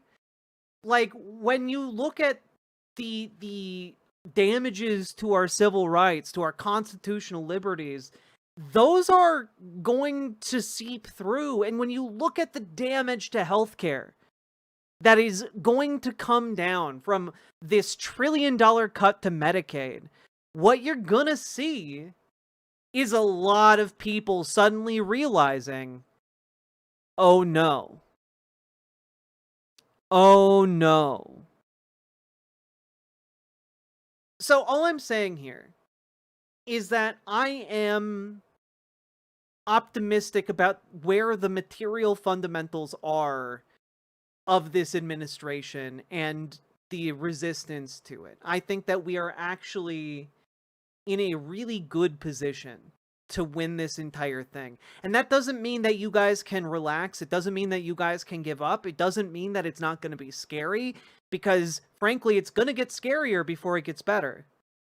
But these people are clowns. These people are deeply unserious. These people don't know what they're doing. And these people are fascists. Like, these people are adherents to an ideology that is a loser's ideology. It is a self-destructive ideology. All it can do is destroy self. And frankly, I do not think that they have it in them to hold this fragile coalition together, you know? Yes, exactly what you can do. Couldn't take a pic while driving, but I saw a septuagenarian on his porch with a donut tied to a fishing pole and a sign that said ice fishing. You know, genuinely, if you guys need hope, you guys need to start looking at, like, what old people are doing right now. Like what older folks are doing right now. Like, again, I know I've been harping on, like, my family, but, like, my mom, and now it started with just a couple of her friends, and now it's literally every single one of her friends, and they're in, like, their mid-70s. They're all going out to protest on No King's Day on October 18th, right? And my dad, who is a lifelong Republican, but couldn't bring himself to vote for Trump the first, second, or third time Trump was on the ballot.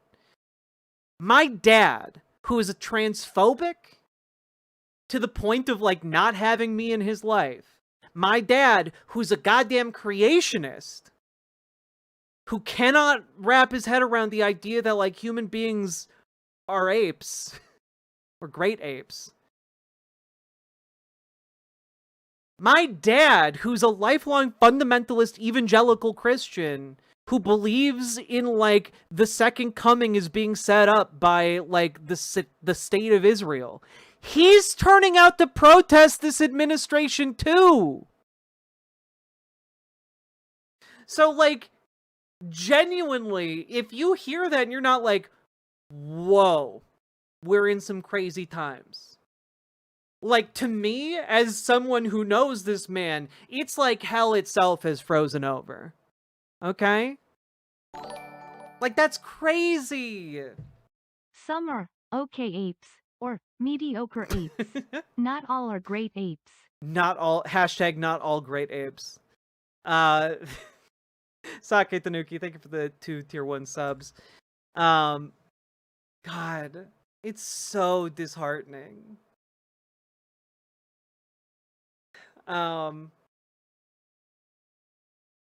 But I will say, I think we're gonna win this. I think that the old folks, they're the ones, if you look at what they're saying on, like, social media, or if you talk to, like, a 65-year-old retired teacher, they're gonna be like, well, you know, the founding fathers did say that the tree of liberty is watered with the blood of tyrants. They're gonna just straight up say that to you. Do you have any idea how deeply you're cooked when the most politically active demographic is overflowing with people who are like that now? And Nunya, I'm not even saying the right is getting woke. I'm just saying, like, things have been pushed to a degree that, like, people you never thought would turn out to, like, protest alongside you are protesting to turn out alongside you.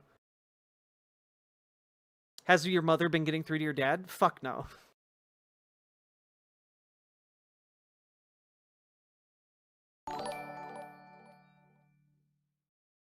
My grandpa, Trump voter, talks more and more every week about regretting his vote. At the pharmacy on Monday, there was an old guy at the counter ranting about Trump taking away healthcare. Yeah, like, all of these people have extended networks where even if they themselves aren't affected, like, their grandchild is, their daughter is, you know, like, they know people who are losing their protections, and, like, it is, this is only going to grow from here. Like, you have to take a look at where we're at right now and understand none of the material circumstances are going to get better for Donald Trump and this administration. None of the material circumstances are going to get better. It's going to get worse. People are going to have a harder time, shopping. People are going to have a harder time, staying alive or in their apartments. People are going to have a harder time doing day-to-day activities. And that is going to take a toll on the entirety of society. And all of that is going to be compounded by the fact that the Trump administration every, month or so is trying to deploy military in a new city to do jack all while making up that there is like a huge problem. And the problem with that is, as a strategy, that most people live in cities, and most people who live in a city understand whether or not there is a justifiable need for the military to start posting up on every street corner.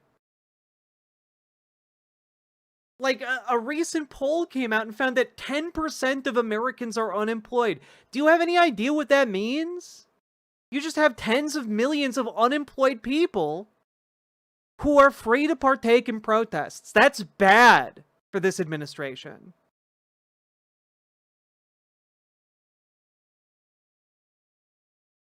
That's the thing about being a fascist. Your real enemy is reality itself. Exactly. They are doomed to failure. And we must kind of, we must kind of help birth that failure into the world, right? Our job with protesting is to continue to grow mass protest against this administration until we win. And we are going to win. If the material circumstances aren't going to get any better, you shouldn't even ask about the antimaterial ones. Sake Tanuki, thank you for the 2 tier 1 subs. Also, I'm just gonna say, if you all have been enjoying, oh god.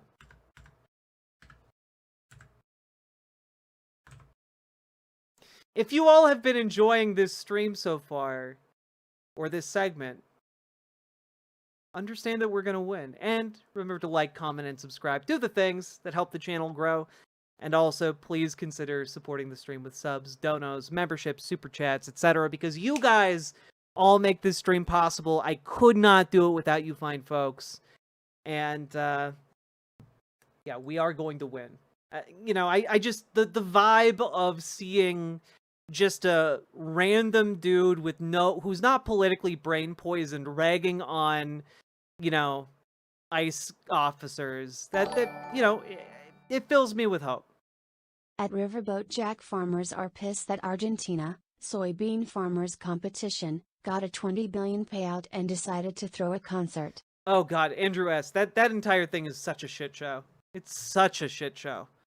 Thank you for the $5 super chat. And segment done. Also, folks, we've been going for about 2 hours. If you've been enjoying the show, again, like, comment, and subscribe. Hit the like button, hit the subscribe button, hit the follow button, do the button things that help the show. And also, we have a handy little song to play to help you remember what to do by our, protest bard, Jazz Dog, the jazziest dog I know.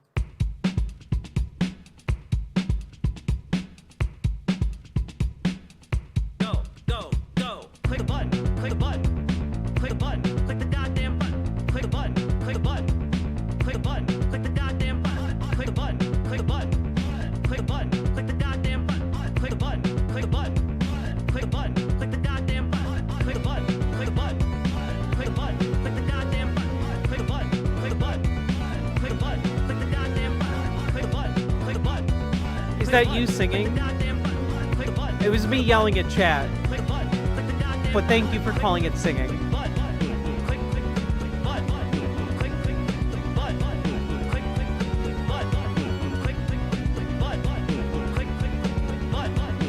Luffy wouldn't give up, so neither shall we. Hell yeah, Panicked Pike. That's the attitude I like to see. Hell yeah. Let's see.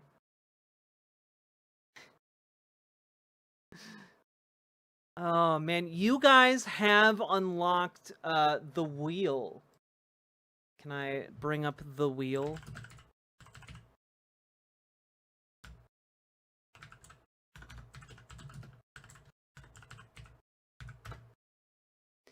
Okay, found it. All right.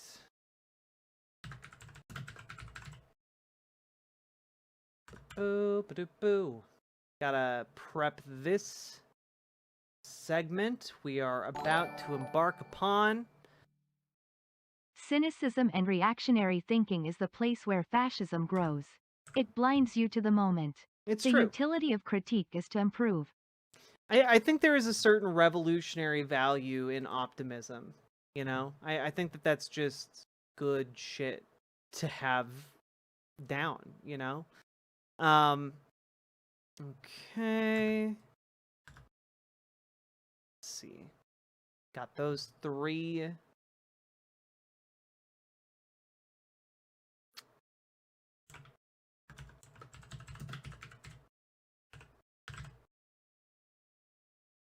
Okay, that one.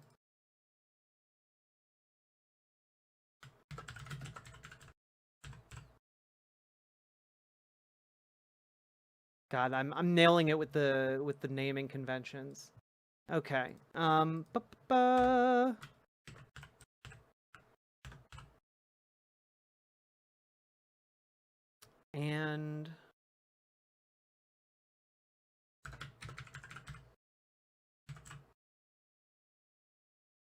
was that it? Did I have any other ones to add here? Oh, yes. Cool. Here. Oh, wait. There we go. So I have assembled a wheel of possibilities. A wheel of possibilities full of pain and pleasure. You know, I call it the wheel of PP. So, what will it be? Will it be pain? Will it be pleasure? Who can say? We've unlocked a roll of the wheel! No, it's not the wheel of pain. No, it's legally distinct from the wheel of pain. These are 2 different things. It's the wheel of PP. Different. All right. Here we go. We got a wheel. We got a wheel, everybody. Click to spin. Let's spin it. All right. I'm not gonna lie. I'm a little nervous. Your options are Matt Walsh, Dinesh D'Souza, Brett Pooper. Wait a minute. That one's not on there. Tommy Lauren, Ben Shapoopy, Zateo, Hasanabi, Metatron, and Bernie Sanders. There we go. Nailed it. It's all pain? It's not all pain! What we got? What we got? Oh, we got Ben Shapoopy!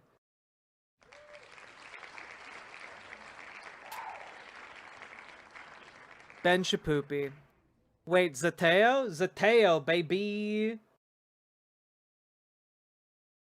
Alright, that is the second worst option. It's okay. I am debating whether or not I allow people to have a short window of opportunity to donate 10 subs for a respin. I am debating that. I just lost some hair. I called it. Look. I do feel like we need to talk about the Ben Shapoopy segment. The wheel of PP, not pain. All right, here we go. I vote for respin opportunity. I mean, okay, but I will give you guys... Do I have like a time widget? Can I have like a timer? All right, I will give you a 5-minute timer. It's 5 minutes. If we get 10 gifted subs, it will count. towards the next tier, but someone needs to gift 10 subs in order for a respin. You know, you got 5 minutes. We can chat in the downtime. I don't recommend that. Rhizome will tell you sometimes respinning the wheel on his channel can take a really long and obnoxious time. Maybe I'll give a limited number of respins. Andrew S., thank you for the 10 gifted memberships. How about this? How about we have a maximum of 5 minutes? And I pause that counter. But it will eventually get to 0. We will eventually get to the segment. Okay? Andrew S., thank you for the 10 gifted memberships. Very much appreciated. We're gamifying the stream a little bit today, folks. You underestimated chat again? You know, look. Maybe you guys will be satisfied with another spin. Here we go. Here we go. No poopies, no poopies, no poopies, no poopies, no poopies, no poopies, no poopies. We got Dinesh D'Souza, baby. All right. Okay, here we go. We got some Dinesh D'Souza. Starting the timer again, but how y'all doing? Hit it with Ben again. Is that better or worse? You know, Dinesh D'Souza is an interesting character. He's... You know, I want to say he's insane, but I think he's just painfully aware of his position in the world and very dumb.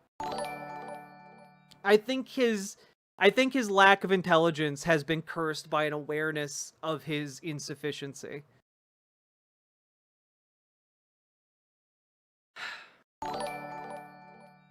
Why are so many Desis cringe? I don't know. I don't think they're that. You know, like it's big. You know, like a lot of people in the world, and cringe people tend to be the loudest. Case in point. In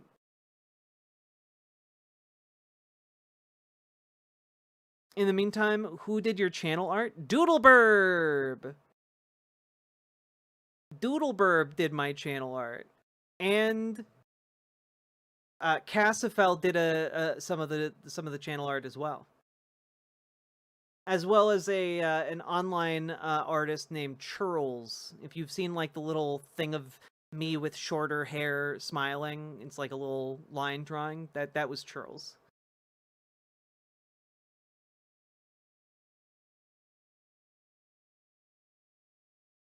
I would recommend 1 respin attempt per spinning time, so no respins on respins. Iceman children that's a are the decent literal idea. inept Star Wars stormtroopers XD.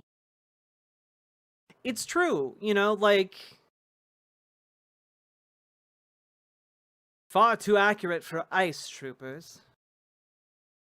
Sam Roker, thank you for the $10 Canadian. Very much appreciated. And, folks... want to give a small update here on the office. My office is finally done. So after this weekend and, you know, early next week, we're going to be moving furniture. We're going to be moving. I will be out of this corner. This corner will be no more. Your perception of me here will change forever. I will never be back here again. You must soak in this opportunity to see me in the box fort, okay? And that's very exciting, and I'm hoping that, you know, maybe Monday of next week will be my first day streaming from the new spot. We'll see. We'll see.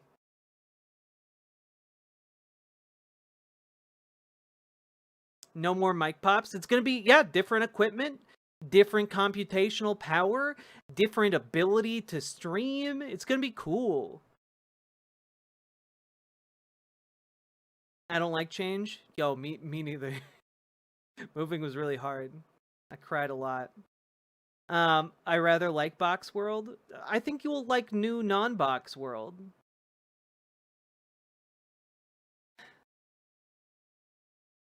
The world owes no one a damn thing. The left drives me nuts, acting like society owes you all something in life. No, it does not. Life isn't fair, and it will never be. Be realistic, goddammit. But the Devil Game 666, the world's a lot more, becomes a much nicer place when people owe things to each other. Consider that a world in which no one owes anybody anything and life is just unfair and it's survival of the fittest is basically, you know, the natural world, right? Like, the natural world sucks. The natural world, like, consists of, like, misery, destruction, and death on a mass scale hardly comprehensible to the human mind. Look at that, we did it. Locked in.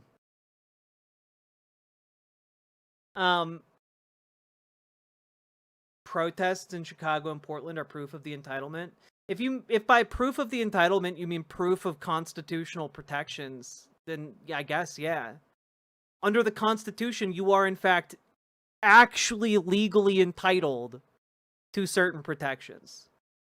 And if you're arguing that no, it doesn't, then, like, you just have a completely alien ideology that is, frankly, far more radical, dangerous, and, you know, violent than any ideology held by people here.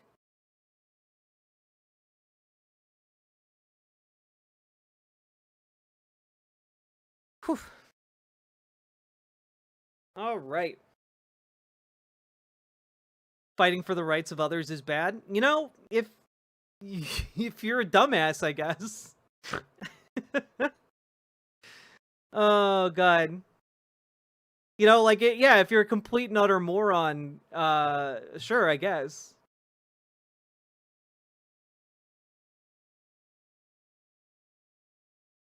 Oof. All right, folks.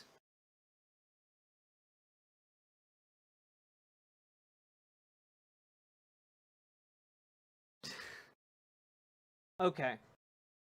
Let's get ready to dive into your content. Because we have a date with the world's smartest man. And I'm not talking about Dinesh D'Souza. Let's go.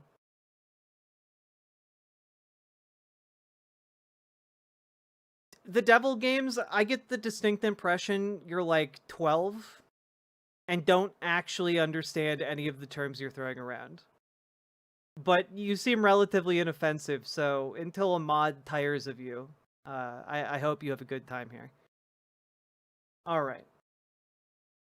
That being said, let's jump into this. You guys ready? Remember, actually, here, I'm going to try to do my call to action earlier rather than at the very end. Let's go. So, folks, we are about to embark on a bit of a journey through what is referred to in this video as a dark prophecy. And that's right, of course we're talking about Dinesh D'Souza, but little do you guys know, we're also talking about the world's smartest man. A man whose ideas are truly astronomical in height. A man whose the level of whose ideas we don't even have a number to quantify. That's how high they are. I present to you a conversation between possibly two of the dumbest people operating on the right today. We got ourselves Dave Rubin. All right, everybody, I'm Dave Rubin. This is the Rubin Report, and in lieu of a Friday roundtable extravaganza, I have legendary director, that's right, I'm calling you a legend, Dinesh D'Souza, in studio with me, co-hosting the show today. We're going to talk about your new film, which I watched this morning, which was... First of all, look, I'm not one to harp on clothing or on sets, but, like, Dave, what the hell is happening to your set? What is this table, Dave? What is this table? What did you do? Dave! What is that? Second of all, why are both of your pants like 3/4 of the way up your calves? What is happening here? Guys, I'm sitting down right now. My pants aren't going up my calves. They're like comfortably around my ankles because they fit me. Both of these men, like, just full on, like, look at my socks. Look at them. If you can't see every square micrometer of my sock, I've failed. So we've got number one. We've got obviously the pants situation from both of these clowns, but also we've got this table situation. And I just want to point out, I know it's a small thing, Dinesh D'Souza isn't using a coaster. And like, Dinesh, this shitty looking table looks at least like it cost money. Don't leave your coffee rings on that table, Dinesh. Come on. And then third of all, again, we're looking at this set. What the hell is this background? Why is there just a table against the wall? It's weird. It's all so bizarre. This man, like, Dave Rubin got rocked by his idol, Larry King, just completely dismissing him out of hand live during an interview. And I don't think he's ever fully recovered. That's not a table, it's just a rock. But they're using it as a table. Like, I don't know what is going on here, but like, these guys are not okay. And they may in fact be held hostage by a gunman off camera. Who can really, who can really say? The green plants make the table look like a dying chia pet. The plants look so sad and shitty. But, we're not even a second into the conversation, but also finally to the substance of what has actually come out of their mouths. Dave Rubin is currently licking the boots of a man whose documentary was so riddled with falsehoods that the distribution company had to stop releasing the film because it was liable for so much in damages due to the enormity of the lies being told. Like,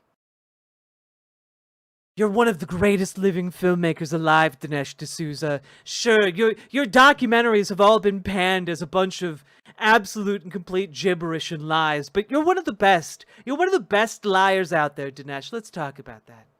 It's absolutely fantastic, The Dragon's Prophecy, and we're going to catch up on the news and all that stuff. But before we do any of that, you mentioned to me right before. Man, I love that the right has just transitioned into an era where, like, nothing matters and nothing means anything anymore. Where, like, Dave Rubin's like, yeah, I can't wait to talk to you about The Dragon's Prophecy. Anyway, like, there's a non-0% chance that, like, Dinesh D'Souza is talking about, like, an actual honest-to-God dragon. Like, he thinks an actual dragon released a prophecy. That right before we started filming, that you live in Houston, we're here in Miami.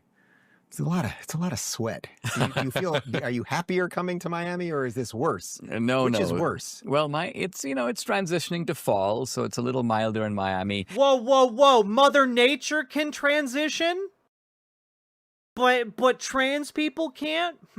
Double standard, Dinesh. Should really make a documentary about that. I see. Gaia gets trans rights, but not me. All right. I see how it is. Look, the tropical look of Miami can't beat that. There are only 2 seasons. We don't have that in Houston. We have the humidity, but Debbie, my wife, and I, we joke. She was born in Venezuela. I was born in Bombay. So we grew up in really hot countries. So you guys are fine. So we're fine. Good. Well, listen, I watched the film this morning. I was usually, I'm able to watch just a short snippet of something before I do an interview, but I saw your interview with Roseanne Barr a few days ago. And the way she was talking about the film, I thought I have to watch the whole thing. And I watched it this morning. Can you imagine watching an interview? Like, I'm sorry. Again, an indication that like conservatives just live in a completely different world. But like, can any of you imagine watching an interview with Roseanne Barr and being like, "Ah, yeah, I need that woman's movie taste. I need to check out that movie. Let's go." Fuck Roger Ebert. Let's go to the movies for Roseanne Barr. I mean, it's absolutely wonderful. So why don't we first, so we'll show you a quick shot of the movie poster before we get into anything. Fuck, man.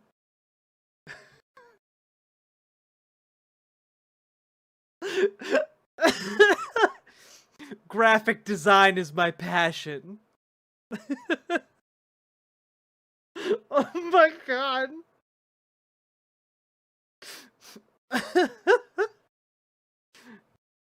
Oh fuck. Fuck. Oh hey, look, it's Eric Stacklebeck. We talked about him the other day. Isn't it weird that a bunch of these conservative content creators all, seem to exist in the same social circles and like know one another, and also all seem to have like a weird amount of access to Benjamin Netanyahu? Isn't that weird? Anyway, I did a video like a couple days ago about basically an expose that points out that the Israeli government, through a number of different agencies, is paying like $500,000 to around 14 to 18 different influencers to create pro-Israel content. Now, who these influencers might be is a little bit nebulous, but I did point out in that video that in the span of when this money was sent out, folks like Eric Stacklebeck put out interviews with Benjamin Netanyahu, and frankly, I'd never heard of Eric Stacklebeck until diving in to research that story. And frankly, it's kind of weird how Benjamin Netanyahu turned up on all those podcasts. So I recommend you guys go check out that video if you want a little bit more context of what I'm talking about here. But pretty interesting that Dinesh D'Souza is in a documentary with Eric Stacklebeck and Prime Minister Benjamin Netanyahu. That's some pretty interesting stuff there. Huh. Anyway.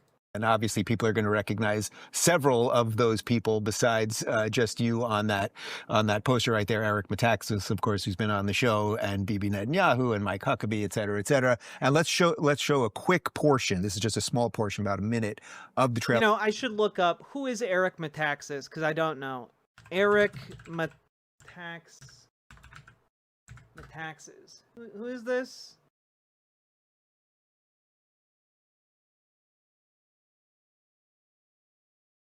Who is this man?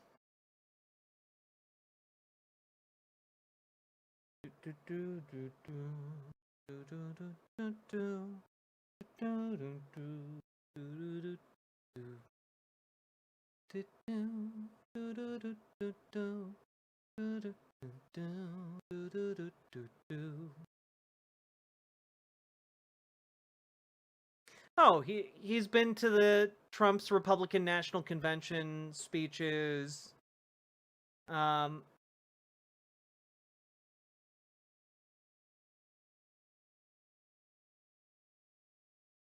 Oh, he's also famous because in 2020, on camera, he punched an anti-Trump protester in the head. And, okay. Yeah, the protester was riding by on a bike, and he punched him in the head.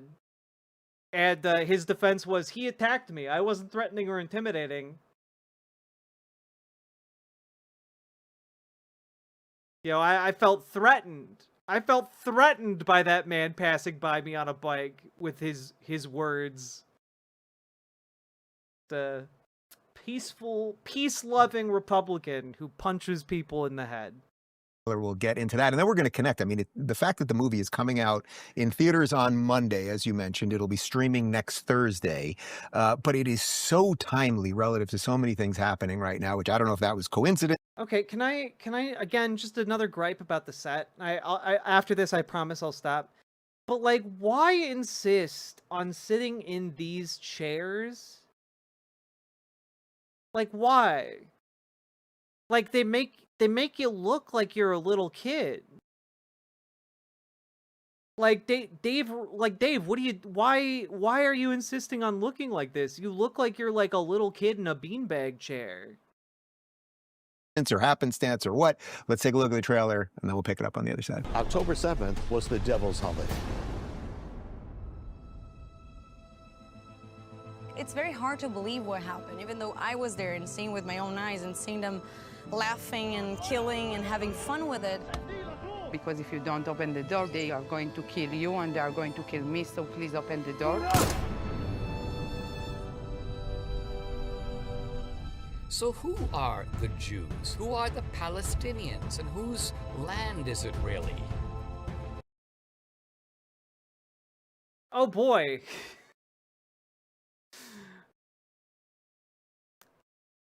I feel like if you're wading into this entire thing with no knowledge whatsoever, you're already kind of boned.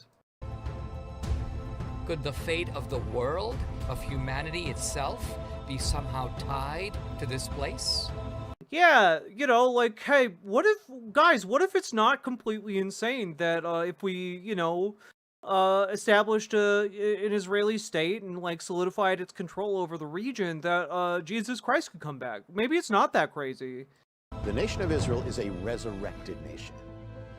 So what if there was going to be a resurrection of another people, an enemy people of Israel?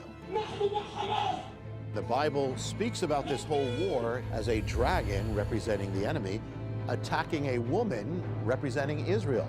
Okay. When that man says that, by the way, just drawing from my evangelical roots here and my previous dalliances with fundamentalist Christianity, when they talk about like Palestinians being the resurrected dragon, they're talking about the Book of Revelations. They're talking about end times Christian apocalyptic literature. They are literally this movie, I guess, is saying Palestinians are the enemy of Revelations.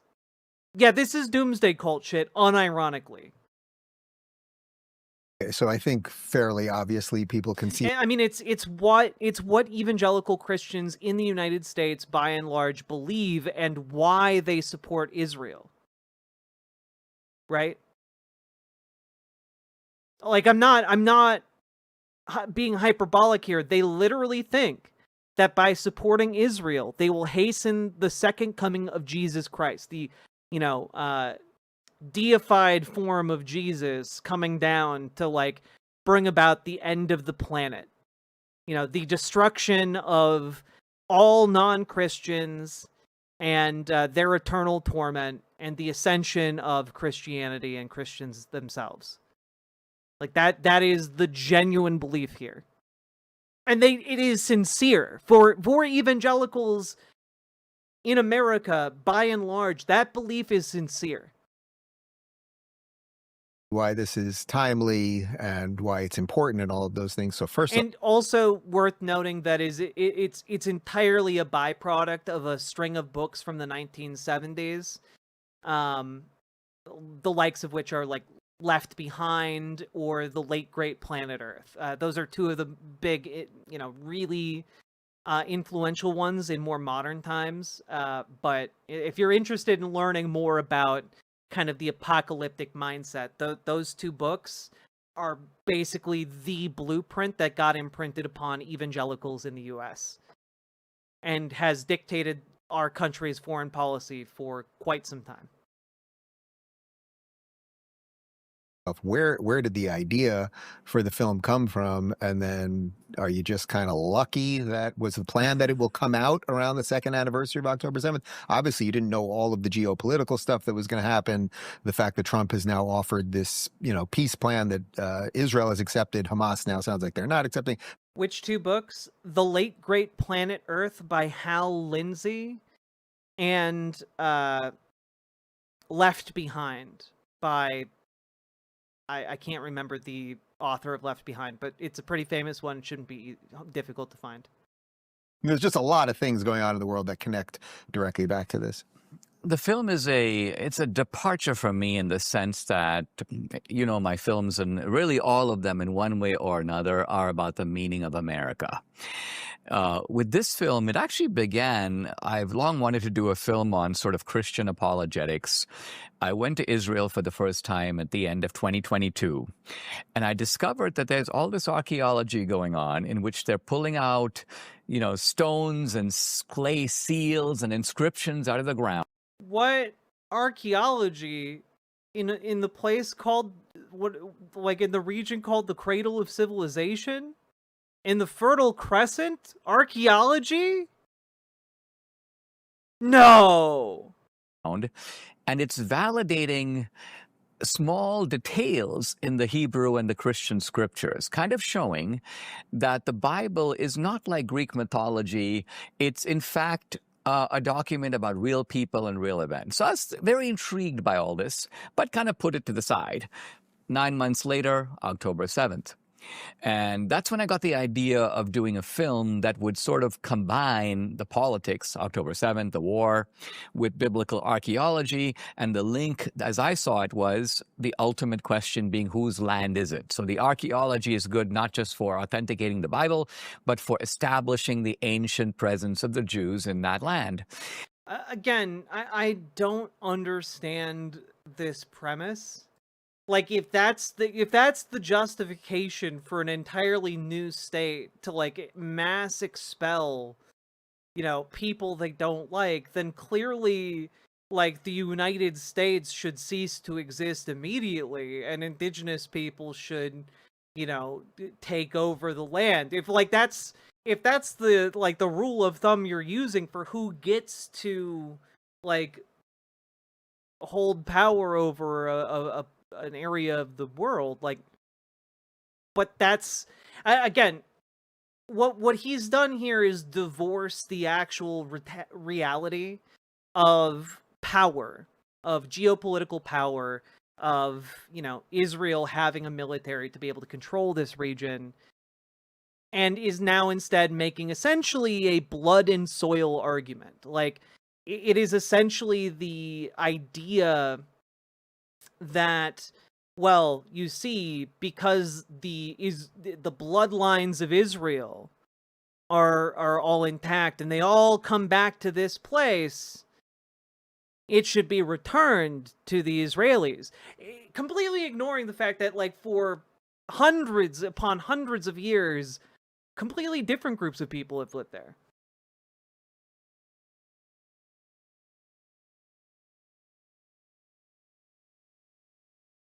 Oof, Jack, can you not use the Nazi propaganda? That's literally, I'm saying that's what they're doing. I'm saying that's what they're doing.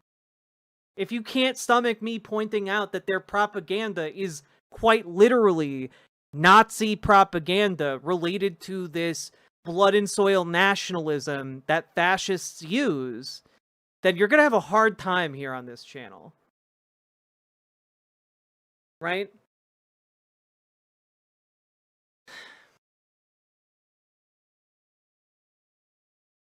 But I just want to point out here that, that's the argument that Dinesh D'Souza is going with here. And that isn't a good argument. It's, in fact, a bad one. Especially when it is, generally it is a bad one, but even more especially when it's being used to justify ethnic cleansing and genocide, which is what is happening here in, Gaza, in the, Palestine. The UN has ruled it as, and found it to be a genocide. And what is happening in the West Bank is similarly atrocious. You have olive groves that have lived for, centuries in these different areas being uprooted so that, families that have lived there for hundreds, 200s, 300 of years, are being forced out. And that's, Dinesh is basically carrying water for that entire process. And then I came across this fellow, Jonathan Kahn, and he had this arresting idea that the battle between Israel and Hamas, Israel and the Palestinians, he said, is a kind of recreation of an ancient biblical conflict between the Israelites on the one hand and their longtime enemies, the Philistines. Mm-hmm. And then he goes on, not just to say that the Philistines, the Palestinians, it's the same name. He goes on to show the tactics are the same. He draws out this parallel in a very fascinating way. And then my wife, this conflict is very similar to this other conflict. Therefore, it's exactly the same peoples. Is on a Telegram channel where she's collecting all the footage of October 7th, and I begin to realize no one has seen this stuff. Apparently, the Israeli government decided we're not going to be pushing it out there. We're going to show it to select journalists, but the consequences people know. What?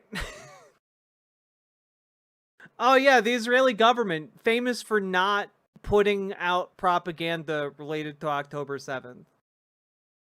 Yeah.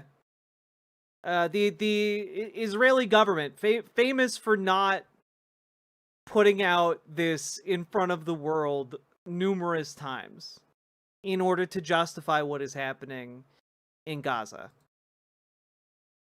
About October 7th, but they don't have that feeling of having been there. Right. So just to be totally clear, because I did see the 47-minute video at an army base in Israel, the stuff that most people have seen is not.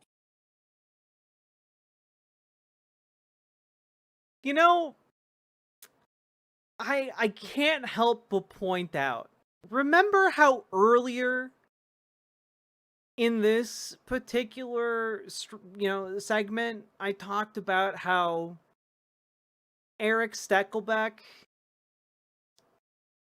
was one of the people that I pointed out had potentially received money from the Israeli government in exchange for positive press on Israel. Remember how I mentioned a video that maybe would provide you more context if you went and watched it? Well, worth pointing out that Dave Rubin is one of the people who was implicated in the tenant media we'll call kerfuffle.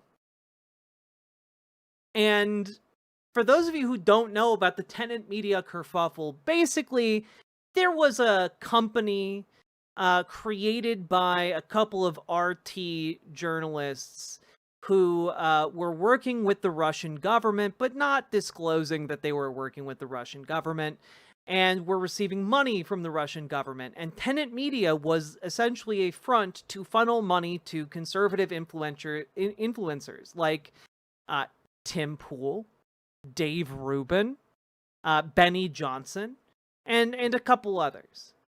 And it's just worth noting that Dave Rubin has already taken money from foreign governments to do propaganda work for them. And I find it interesting that just apropos of nothing, a couple weeks ago, he was on an Israeli military base where he saw a screening of Dinesh D'Souza's film. I just want to say that's pretty interesting.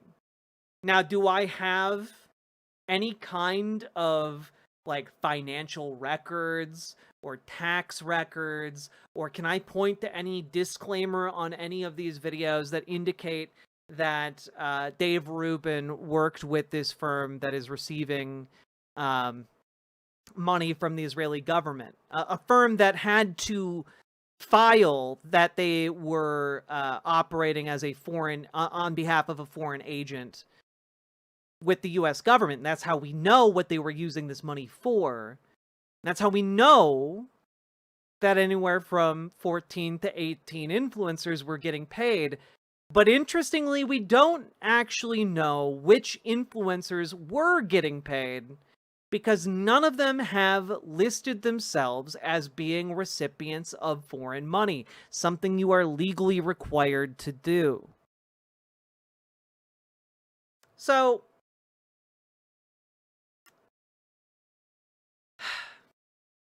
you know, I just find it interesting. It's an interesting confluence of different factors and events. The worst of the worst. Not Because at all. that's what they didn't want out of respect for the family members of those who were killed and everything else. I mean, there are literally, well, I'm sure you've seen it, that you have some of it in the film, but watching the man be beheaded with the Hamas guy smiling and laughing, that wasn't the worst of it. I mean, there were things that were worse than that, the two kids running into the bomb shelter, the father following them, and then the guy just throws the bomb in. You see them all stumble out and die right there, and he's laughing. I mean, it's off the charts insane. It's off the charts insane. What I found from a cinematic... Oh, Jesus. Okay, so that what a time to pause. I do want to reiterate, like, actual atrocities were took place on October 7th. You know, like, Hamas did kill innocent people. And, like, that's awful. And I feel like every good and honest-hearted actor should acknowledge that. That being said, nothing that happened that day at all justifies the genocide that has been unleashed upon the people of Palestine. Point of view, and this is putting my movie hat on, is I said, what's really fascinating here is this is filmed by the attack. The cinematography, though, like, Jesus Christ, dude. Attackers. So you're not going to see it from the point of view of the kibbutzes with the terrorists approaching. It's almost like I'm going to put the audience on a motorcycle with a GoPro, and you get to ride over the fence into the kibbutzes from the Hamas side. Not almost, literally. No, literally. Yeah. Yeah, and this is not recreations. This is actually, so we have the opening 10 minutes of the film, and some of the most brutal stuff is not in there. But there's enough to give you and this is my filmmaking technique, right? If I go back to 2000 Mules, I don't want to tell you about election fraud. I want to kind of put you on the scene. You see a guy pull up in a car at night. He's got a backpack full of ballots. You know, make up your own mind.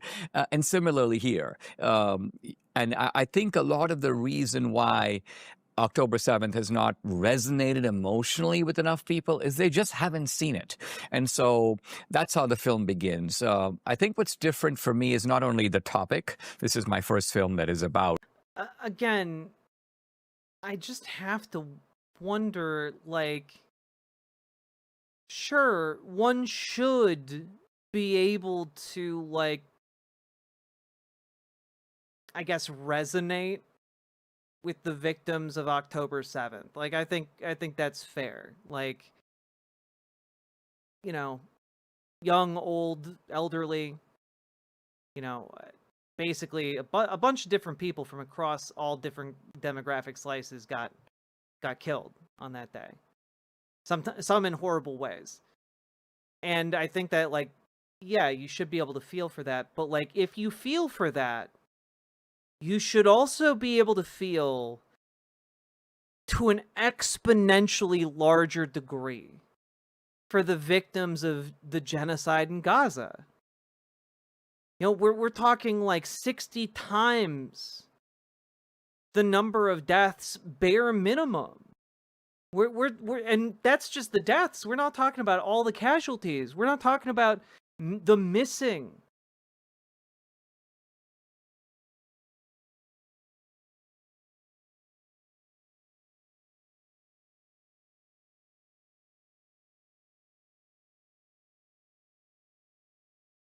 Israel, about the Middle East, but it is also the fact that I'm integrating the political with the spirit. That's true. Dinesh D'Souza is on record as defending the genocide of the I believe the Amalekites in the Bible.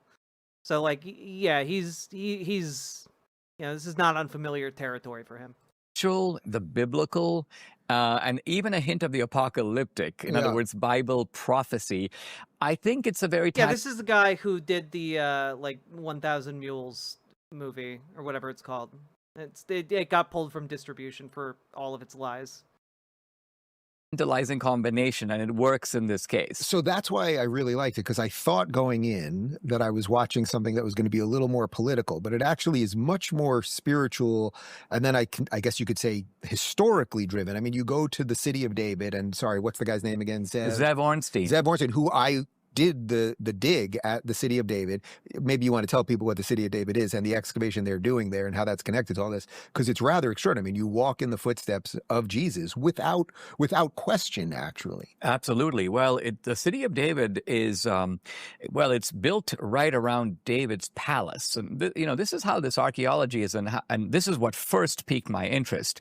So the renowned archaeologist Eilat Mazar comes to these folks at the city of David, a foundation that does. They found Jesus's footprints?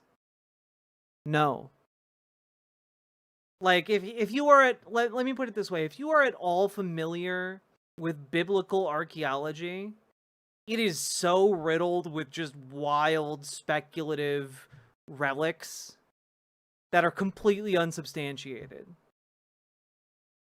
Like, just complete, like, you'll have, like, people being like, ah, yes, I'm a biblical archaeologist. I found, the mast of Noah's Ark. It's all just grifting bullshit. Archaeology, and she says, you have to move your office. And so they go, why? She goes, because the palace of King David, I mean, think about it, it's 3,000 years ago. And until recently, people disputed whether David even existed. Right. His actual palace is underneath your feet. And they go, well, and there's a mall over there and all this other stuff. That's right. And they go, well,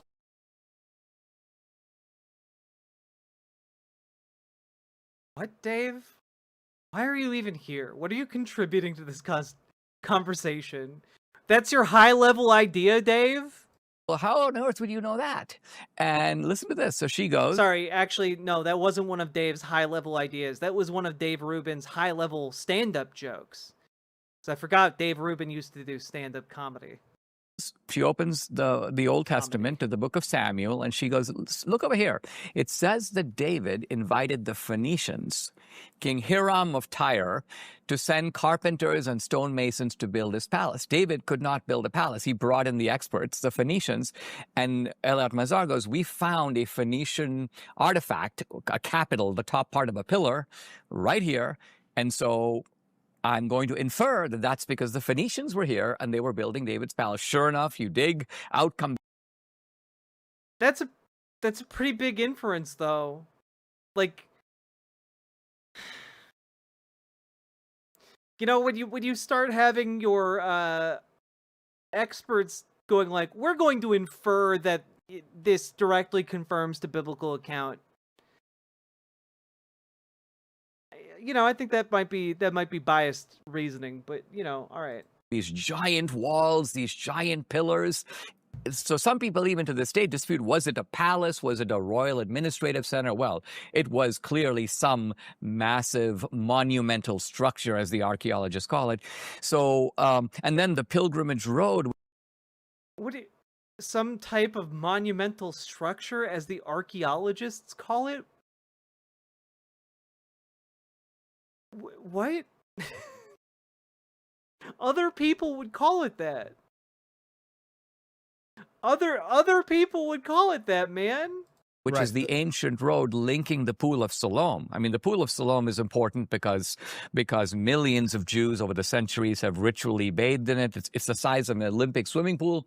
And then there's a half-mile pilgrimage road leading to the temple. So I asked Zev, that's large. So what people need to understand, though, is that's largely underground still. I mean, now it's being excavated, but it's basically... Can we also just take a moment to, like, just the blocking of this shot. Like, why is Dave in like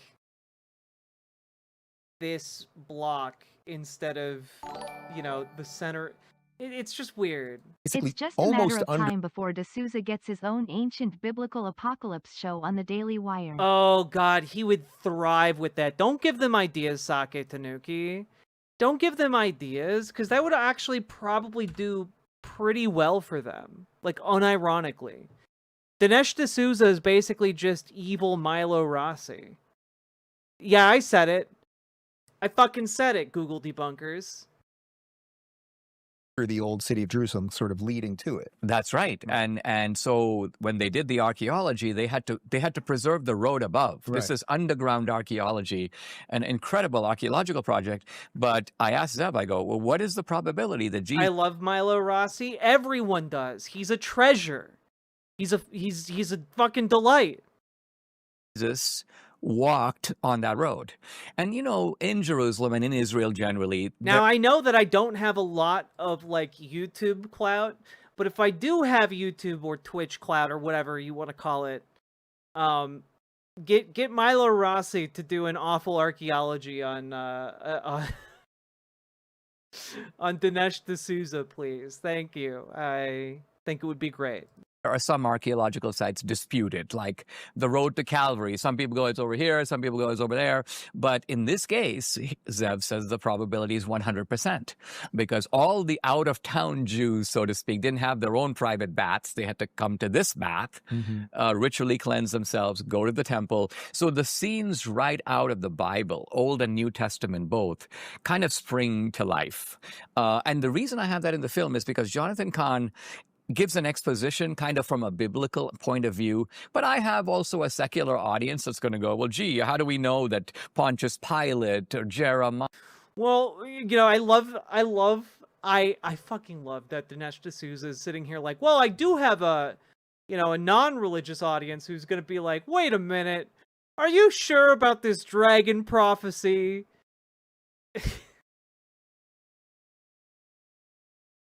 Like, I love the idea that he has just, like, two different parts of his audience. One, just the gullible saps who will believe anything he says, and the other group of almost equally as gullible saps, but they're gonna ask, like, one or two questions that Dinesh desperately needs to come up with answers to. Isaiah, King David. How do we know these are real people? So the archaeological section is a way of saying, guess what? I couldn't answer that question 50 years ago, but now I can. And I even offer the tantalizing idea that as the world is becoming more secular, sort of God is speaking back, and speaking back through the language of science. That's what makes this so powerful. You look at a seal, it's a clay seal. It has the name of some obscure guy in the Bible mentioned only once.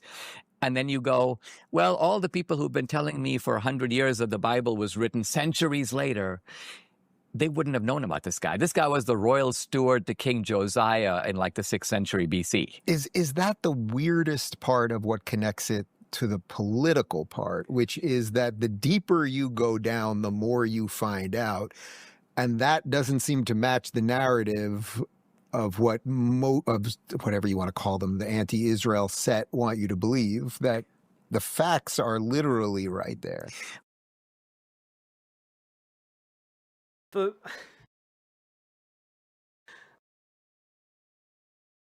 So Dave, most people who have an even light grasp of archaeology understand that the deeper you go, the farther back in time you're able to study. So I think most people are actually on the same page in that regard. It's just that the analysis of the facts may in many cases be heavily biased towards certain outcomes due to the lenses through which some scientists might view these things, right? Like that we should take into account the possibility of bias. And so that's why in science it's important for, multiple experts from different parts of the world to do, fact checking, to do, essentially their best attempts to prove or disprove the thesis, right? And Dave is just like, yeah, and the facts are right there. And, you know, like, no one's disagreeing here with the fundamental assertion that, like, you know, 2,000 years ago, there were Jewish people who lived in what is now modern day Israel. Like, people don't dispute that. The dispute is over whether or not that prior habitation justifies modern day ethnic cleansing in the form of, like, the Nakba, for example. Like the mass expulsion of Palestinians from the newborn, you know, Israeli state. Yeah, the brain cells are stroking out indeed. Well, I mean, think about it. The main left-wing critique of Israel is that the Jews are colonizers. Now, first of all, yeah, they're colonizers in the sense that the state of Israel in its modern incarnation is literally a colony. Like, that's literally what it is. And, like, the attempt to say, no, it's not because they were there 2,000 years ago, like, it doesn't really make sense in any kind of human time scale. You know? Like 2,000 years ago was like 100 generations ago. No, that's not true. That's not accurate. Wait. I don't know how long people live. It's fine. Let's move on. well, how do you colonize your own land? Right? This is like accusing the Irish of colonizing Ireland, the Indians of colonizing India. It makes no sense. Not only that, but it's quite obvious that the colonization, to the degree that there is one, is from the Islamic side. Well, no, so like what you're trying to pull here is like, oh, the Ireland's colonized by the Irish, except that the equivalent would be like, I don't know, the British drove the Irish out of Ireland, and then like 3,000 years later, the Irish came back, and there were like an entirely different group of people living in Ireland, and then the Irish kicked them out and formed an ethno-state. You know, like that. That's not really at all equivalent. It's not the same thing that we're talking about here, man. Right in the middle of Jerusalem is the site of the Solomonic temple built by Solomon, later rebuilt by Herod, the second temple. This is supposedly on the site where Abraham was ready to sacrifice his son Isaac. So it is far and away the holiest site in Judaism and Christianity. And yet, what is sitting on top of it right now, an Islamic conquest arch known as the Dome of the Rock, and adjoining it the Al-Aqsa Mosque. So not only is this a sign of the Muslims basically saying, we're here now and we've taken it over, they would have been happy to have been called colonizers. They were very proud of it, kind of like Hamas was really proud of October 7th. Except that colonies and colonialism are a rather modern invention. You know, like, people didn't have colonies until, like, colonialism was really codified as a system. You know, countries grabbed territory, they, you know, tried to incorporate it into themselves and grow into empires, but that's not really the same thing as what colonialism is, which is a systematized, you know, organization of extraction designed to extract resources, you know, kick out undesirables and solidify state power. Like, that's colonialism is an ongoing project of settling and pushing out undesirable individuals or groups. It is an inherently destructive process. But we also look at it in a deeper sense. It's almost as if there is an endless war raging between God and the devil. And the theme of the film is, you know, I find it difficult to believe that these people actually believe in an omnipotent, omniscient God. because if you actually believed in an omnipotent, omniscient God, God wouldn't need to wage war against the devil. That doesn't make any sense. If you have an omniscient deity, it can simply blink its opposition out of existence. That doesn't make sense. You're borrowing off of like Zoroastrian ideas, you unoriginal hack. Is that the devil imitates God. He inverts God's strategy. And so what is more wonderful for the devil than to take the holiest site in Judaism and Christianity and go sit on top of it? And that is exactly what he's doing right now. So that... Yes, the devil. The devil is just Muslim people. Cool. You know, just absolutely no pushback from Dave Rubin. Truly some high-level ideas, high-level bigotry being exchanged here. There's a perfect segue to this segment, or this portion that I wanted to show people, where you ask commentator Eric Stakelbeck about the uniqueness as it pertains to anti-Semitism, because that obviously is connected to a lot of the hatred of Israel. Let's say, take a look. What do you make, Eric, of anti-Semitism? It seems to be a cousin of racism, and yet it's different. In racism, there's an effort by a group of people to say, I'm up here, and you're down there. You're inferior to me. But that's hard to say about the Jews because they are far and away the most successful tribe in world history. Oh boy.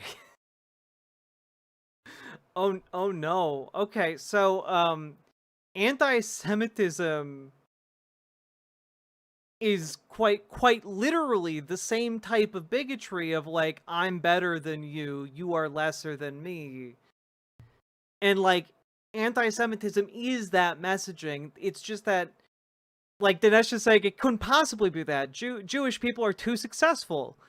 And it's like, well, the history of anti-Semitism is essentially like, you know, going back to like classic European persecution, like this idea among Christians that spread around that the Jews were responsible for Jesus's death, and thus they were, you know, they were expelled from Christian communities. They were forced to live as nomadic people or in small enclaves on the outskirts of society. And the only reason, well, the only avenue, rather, that Jewish people were really given to become more normalized in society was occasionally as bankers and bookkeepers, because banking requires the charging of interest, and Christians at the time viewed interest as inherently demonic, as a corrupting force that only sinners could do. And so they got, instead of, you know, corrupting Christians to do banking, they hired Jewish people to do banking because Jewish people didn't view charging interest as a sin. And from this you get centuries of anti-Semitic beliefs, because you would have certain Jewish families in the banking business doing better than, you know, medieval peasants, and there would be some animosity there. It's why you get, you know, different different like even artistic representations of this with like the Merchant of Venice. And you end up having this tiered understanding and the spreading of this idea that like, oh, Jewish people are successful because they do blood magic. You know, they drink the blood of Christian children in order to perform their rituals. And, you know, like that is such an old trope that but we still see it today. Predominantly, I might add, among evangelical Christian communities embedded within the far right. And I am talking here about QAnon and that movement. The whole adrenochrome thing, that's just repackaged blood libel. You know? And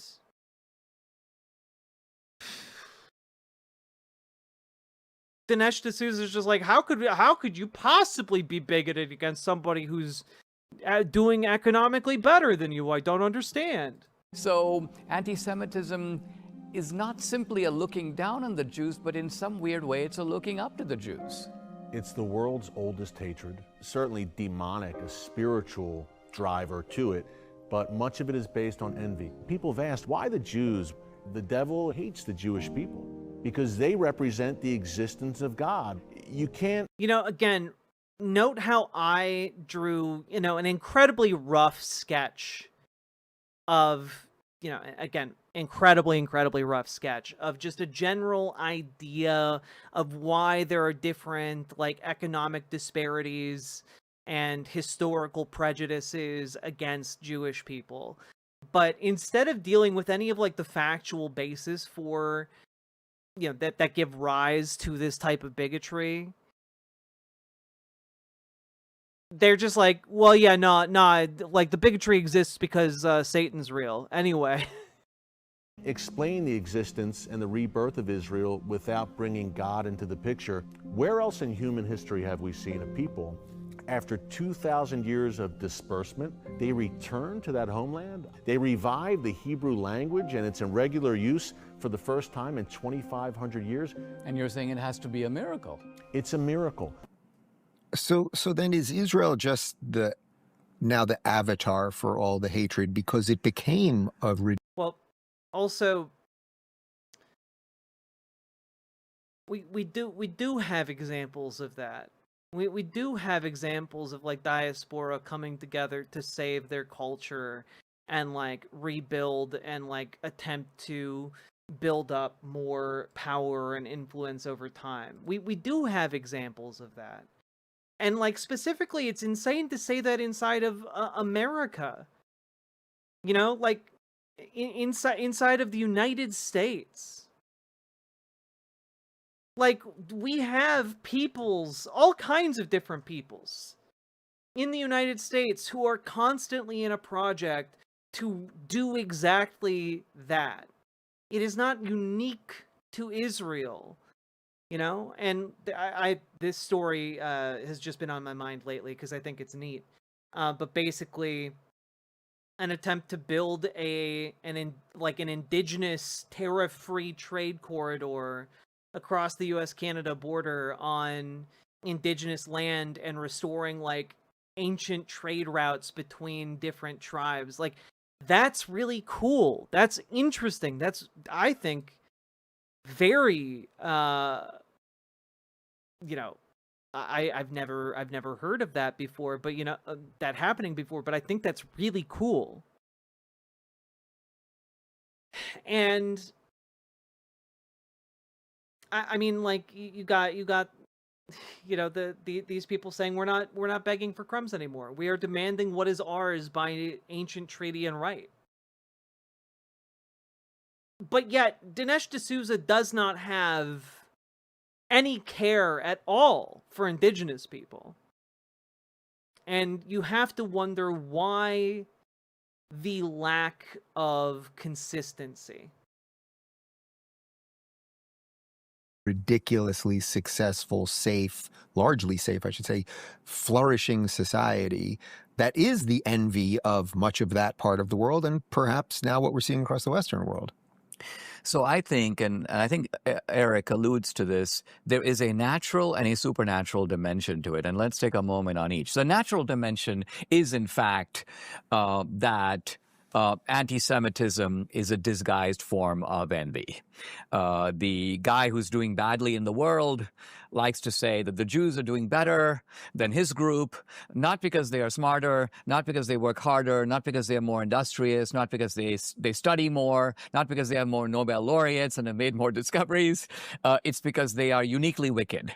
They are willing to stoop to things that I and my group, the virtuous group, would never stoop to. So this is the natural human explanation. And it applies not exclusively to Jews. Other successful tribes get kind of the same thing. Right. The supernatural explanation, I think, is worth adding to it because I think I love how the natural explanation is just like his general feeling of human nature writ large. It's not the natural explanation isn't based on any like facts. It's just like vibes, man. explanation by itself doesn't give the full account of it. The supernatural explanation is this, that going back to the very beginning, the rebel angels in heaven, God is fighting, and the devil can never defeat God. And so the devil develops a new strategy, which is to pick on the things that God cares about. So like, why does in Genesis 1, why does the devil tempt Adam and Eve? What has he got against Adam and Eve? What have Adam and Eve done to him? Nothing. But his idea is that if I can ruin God's creation, I get the last laugh on God. That's my ultimate. You know, it's incredible how much Christians will make up that is absolutely not at all in the text. None of this is actually in the text of the Bible at all. Like, Satan doesn't turn towards the camera in the book and say, "Ah, yes, it's me, Satan. I like to take the form of a snake sometimes. And also, I want to ruin God's creation. I get the last laugh on God. Ha ha ha ha ha ha." Like, no, that's not what happens in the Bible. They don't even, Satan isn't even a character in the Bible. Like, if you went by what Christians talk about, you would come to the conclusion that, like, oh yes, Satan tempted Adam and Eve to eat the apple of the tree of the knowledge of good and evil, and, you know, like, that's why humanity has fallen, because of Satan. Except that Genesis doesn't talk about Satan at all. It talks about a talking snake. It talks about, like, a serpent who was, like, cursed by God after the fact to slither around. So presumably in the Garden of Eden, you've got basically a snake but with feet, a feet snake. When you actually look at the only place in the Bible where Satan is mentioned, it's not Satan as a name, it is Hasatan. And Hasatan translates to the accuser or the adversary. And in this circumstance, in the book of Job, you see that Hasatan is essentially playing the role of God's lawyer. Like, it's essentially like a being in, like, God's court that is coming out and being like, I don't know that Job guy is actually that good, though. And God's like, nah, he is that good. Watch this. And then, like, smiting Job repeatedly. You know, it's just, that's how that goes. But, you know, Dinesh D'Souza will just sit here and spin endless bullshit that's not on the page. Revenge. And God, and in a sense, the devil picks on the Jews for the exact same reason. If the Jews are the people of God, and by the people of God here, I don't mean chosenness in some esoteric sense. I just mean this is the instrument by which we get the Ten Commandments. I want to know whose idea it was to put the one tree that could ruin God's creation in the Garden of Eden. Presumably God's, number one. But number two, even when I was like a fundamentalist Christian, right? One of my biggest questions was, why on earth would God punish Adam and Eve for eating from the tree of the knowledge of good and evil? How the hell does that make sense? Why until they eat from that tree, they literally don't know what's good and what's evil.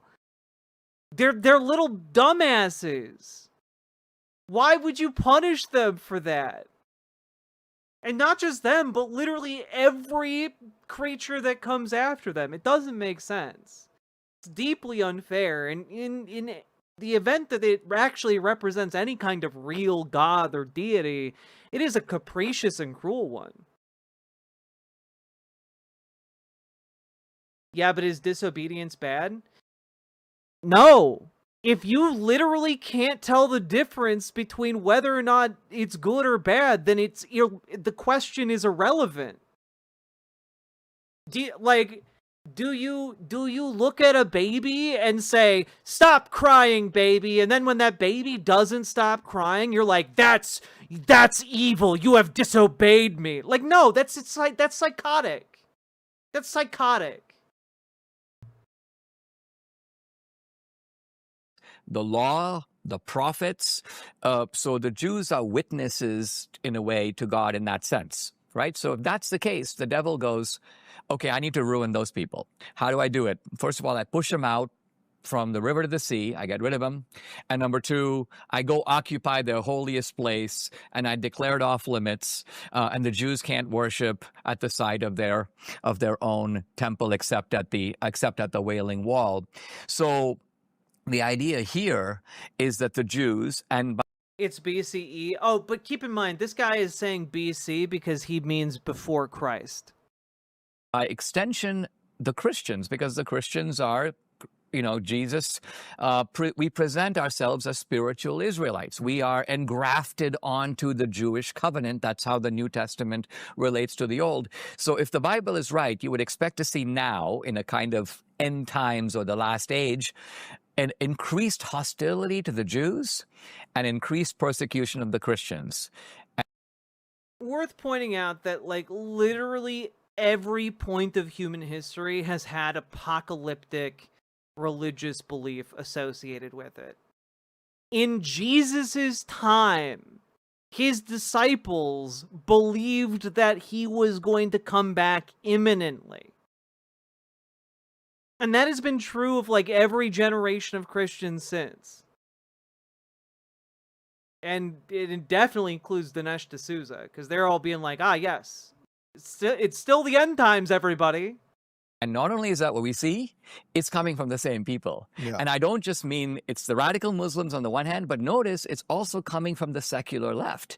The secular left hates Israel. The secular left hates the Christians. And the radical Muslims and the secular left, who would not seem to have a lot in common, like what does an LGBTQ guy have, in common with? He's not going to move to Gaza. His life isn't going to be that good. And similarly, yeah, why would, like, I'm sorry, but the complete inability for these types of people to understand the basic concept of believing people deserve to be able to live and have human rights and dignity, and that isn't, like, related to borders on a map, they just can't wrap their head around it. They can't wrap their head around the idea that, like, people on the left just oppose genocide on principle. Like, people, like he can't understand it. He's like, you guys just hate the Jews. It couldn't possibly be any other reason. And it's like, no, we oppose genocide. Regardless of what group it's happening to, we oppose genocide. Pretty non-negotiable part of just general leftist morality that a lot of conservatives seem completely unable to grasp. And honestly, that should trouble more conservatives, considering conservatives in America literally blocked Jewish people fleeing the Holocaust from finding refuge in the United States. Just if you are aware of that fact alone, that should perhaps soften your heart when it comes to victims of genocide in Gaza. But there's no introspection on the right, because the current fascist moment prevents any and all introspection. You can't take a bunch of, jihadis and put them at the Folsom Street Fair. They're not going to fit in so well. So this odd, strange bedfellows are united by hatred of the Jews and the Christians. And I think, so this is where the movie comes out. The Jews and the Christians need to come together. The Christians and Israel need to come together, recognizing that we have a common adversary in both radical Islam and in the secular left. Right. That's actually one of the best explanations of the Red-Green Alliance that I've ever heard. There's obviously a religious portion of it that's mostly coming from radical Islam. Right. But I'm sorry, did he just say the Red-Green Alliance? Is he talking about the left allying itself with anti-genocide? I've never heard that term before.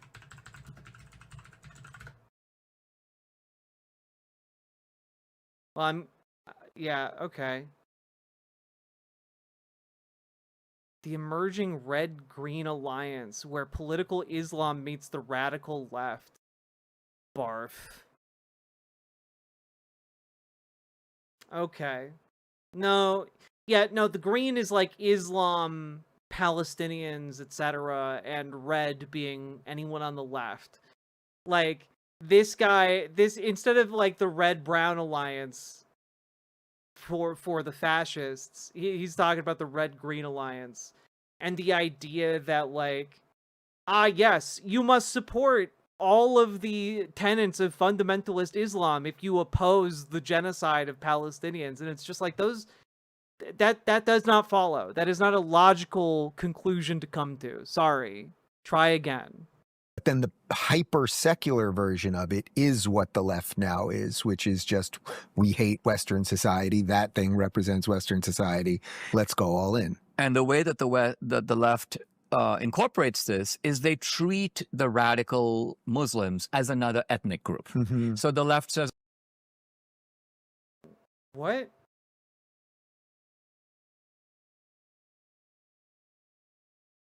all right, we got the blacks over here, we got the feminists over there, we got the LGBTQ over here. All right, then here we have the Ilhan Omar people, the Mamdani people, the... What are you talking about? Ilhan Omar is like Somali. Like, Zoran Mamdani's like was born in Uganda. Like, what are you talking about?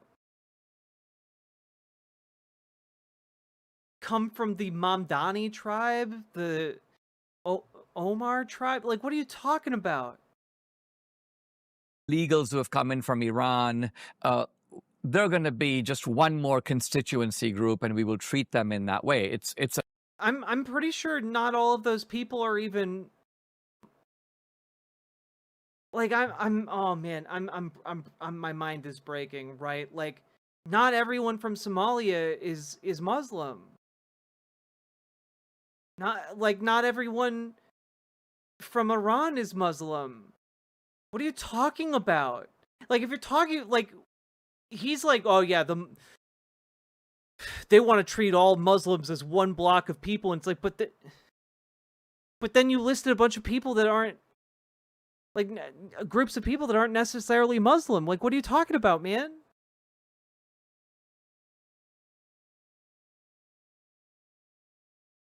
Also, I'm sorry, but, like, as a demographic group, it doesn't make sense. It doesn't, like, leftists aren't, like, pro-Islam any more than leftists are pro-Christianity or pro-Hinduism. Like, leftists are just, like, supporting, in general, like, a secular government that allows people to worship as they please. And also opposes genocide. And, like, Dinesh can't even bring himself to actually address that element of what's happening here, which is why we're 20 minutes into this 25-minute interview and not a single word has been said about Gaza outside of attempts to dehumanize them as, like, literal agents of the devil. A very dangerous game they're playing, but the left thinks we can incorporate them. The radical Muslims think we don't have very good entree into this society. Right. Also, if you're talking about fundamentalist, like, Muslims, they're conservatives, dog. Like, they are conservatives. They vote for your guys. The left will let us into the boardrooms. They will get us. They will connect us with George Soros and all the other people we need to meet. So the alliance has worked out for both sides. Right. The unfortunately for the lefties, they just get beheaded a little lower on the neck, right? I mean, they just have to bury. Ha ha ha ha. You know, like, it's pretty. Can we just like take a moment to like? Can we just take a moment to like marvel at like the monstrosity that is Dave Rubin? Right? Like, Dave is like trying to crack a terrible joke about like, oh, all leftists get is beheaded a little lower on the neck. Guh-huh. And keep in mind, at the beginning of this interview, Dinesh, or maybe it was Rubin, talked about a scene from the movie he watched where actual people got beheaded. And like, I don't know, man. Like, it seems pretty pretty gross to make that make light of that in that context. Their head in the sand a bit more, but the beheading still ends up coming. So clearly people can see how this is connected to so much of what's going on. Let me just ask you one other question, then we'll connect this to some of the news of the week, which I don't want you to give away the full conclusion of the movie per se, but are you hopeful there's a way out of a seemingly intractable problem that's a political problem, but now you're also arguing is a spiritual problem, let's say? Yeah, I think it needs to be dealt with at both levels. I mean, my reason for having Netanyahu in the film, for example, is to talk politics. But I also ask him questions like, what do you think of Jesus? You know, and I think he very interestingly talks about the Jewishness of Jesus. And the fact, and, you know, these days, of course, the left is trying to say Jesus was a Palestinian or so there is a political solution. What you have here with the political solution is, you know, Trump comes in and he'll say something that seems on the face of it absurd. Gaza needs to be another Riviera. People laugh. You know, this guy doesn't even know what he's talking about. But Trump is like a real estate guy, right? He looks at the rubble and he goes, you know, I see some opportunities for some new buildings. Yeah, that's pretty monstrous, right? Like, it's pretty. I'm sorry, but this is like looking at the smoldering ghettos in Nazi Germany and being like, but we could rebuild it into a strip mall. You see, like, it's like, what are you talking about? You absolute monster! You ghouls! Jesus. And clean streets and safe neighborhoods and people going to work and high-tech companies and prosperity. So let's offer these people another road. They may not take it. They may be too twisted. They may be too indoctrinated. They may love They may be too possessed by the devil. Blood, but at least they are being given an option. Oh, wait, I'm sorry. Did I paused over just like an insane fucking quote? Like, I'm sorry. This is racist as fuck. They may love blood, but at least they are. You know, they as a ethnic group might love blood. I'm sorry. That's disgusting. That is a disgusting smear. Jesus. Being given an option. I think that's really what's on the table here. Now, the spiritual side of it, I think, is very important and is. Yeah, like, I don't know, for a man who's like talking about a lot about anti-Semitism, he's more than happy to do blood libel when it comes to Palestinians. Fucking gross. Particularly relevant after Charlie Kirk, and that is the sort of mood of renewal, of a need for us to connect the political to the moral to the spiritual, and I think this film actually fits that mood very well, because where the film comes out, and I don't mind giving away the ending. In these kinds of films, the plot, so to speak, is not key. It's the experience of the film. The ending is basically saying this: look, if God has raised back the Jews and brought them back to their ancestral homeland, and if the devil has decided, let me recreate in a modern way the enemies of Israel, the Philistines, you know, the Moabites, the Amalekites. So if things are going back, then we have to go back. And by we, I mean the Jews are going back, right? You've got young 19-year-olds and 22-year-olds in Israel, and they're putting on the armor of the ancient Israelites. And the message of the film is, hey, Christians, we need to do the same thing. We need to go back to the way Christians were in the book of Acts. I mean, the main difference, I think, between Christianity and Islam right now in the world, Islam has not lost the force of its original revelation. Christianity, in many ways, has. And so the renewal, I think, is to recover that, to recover. Can we just like to stop and like really think about what Dinesh D'Souza is saying? Basically, he's looking at the policies of a settler colonial state that is actively engaged in a genocide and is saying, look at them. They're bringing a bunch of young people to put on the armor of God. And then he looks at the cameras like, we need to get Christians to do the same.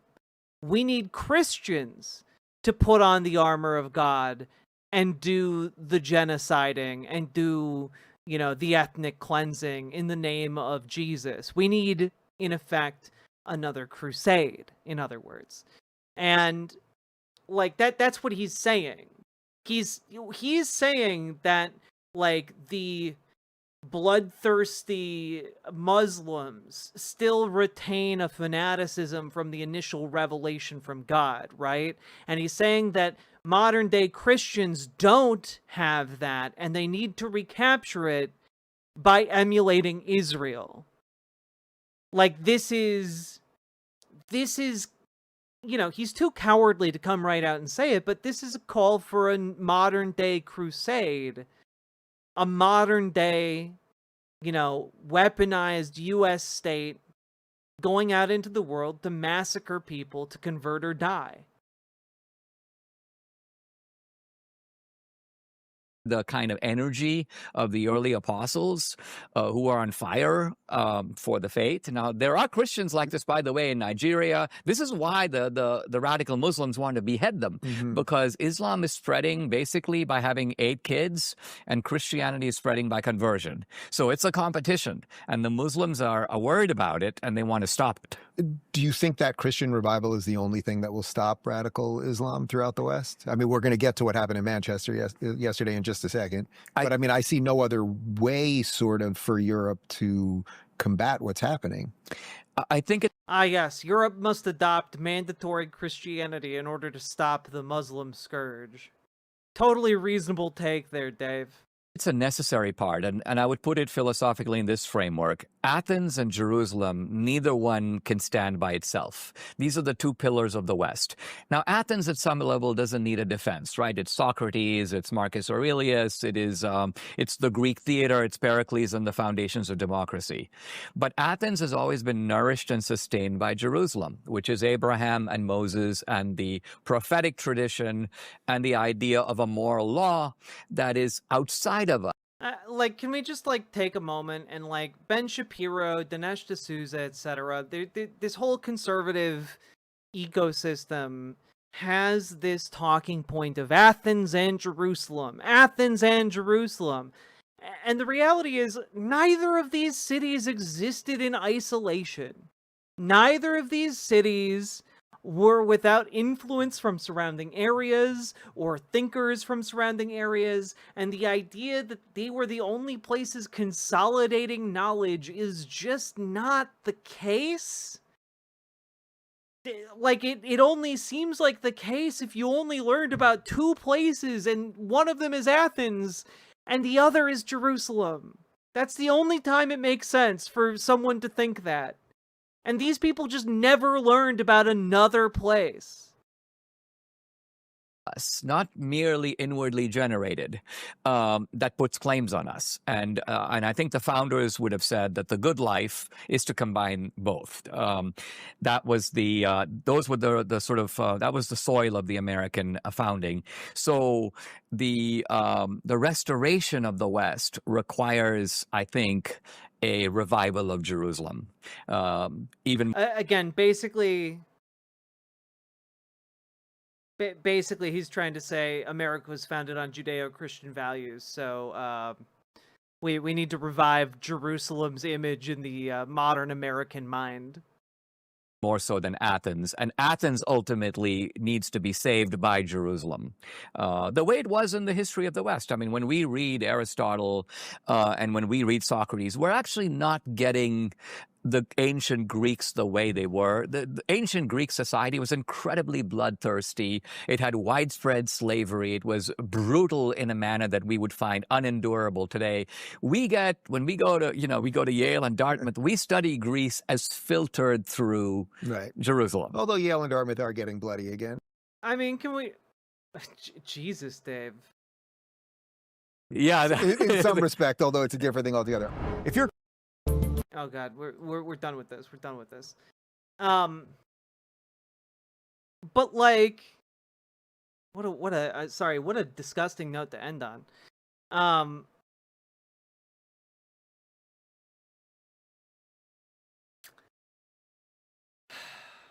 totally lost the entirety of the train of thought.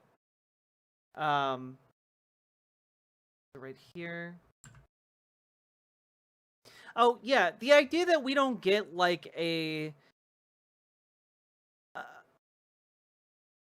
sanitized view of, like, Jerusalem, or, like, even early Christian society, or, like, the Bible lays out rules for owning slaves and who it's okay to enslave. The Bible does not abolish slavery. Like, this, again, like, Dinesh is like, well, you know, Athens and the Greeks had slaves, you know, but like, so did Jewish people. Like the Israelites owned slaves. Like the Holy Book had rules for doing that. And like, if we're talking about like the brutality, like everyone was brutal, man. Like it was crazy.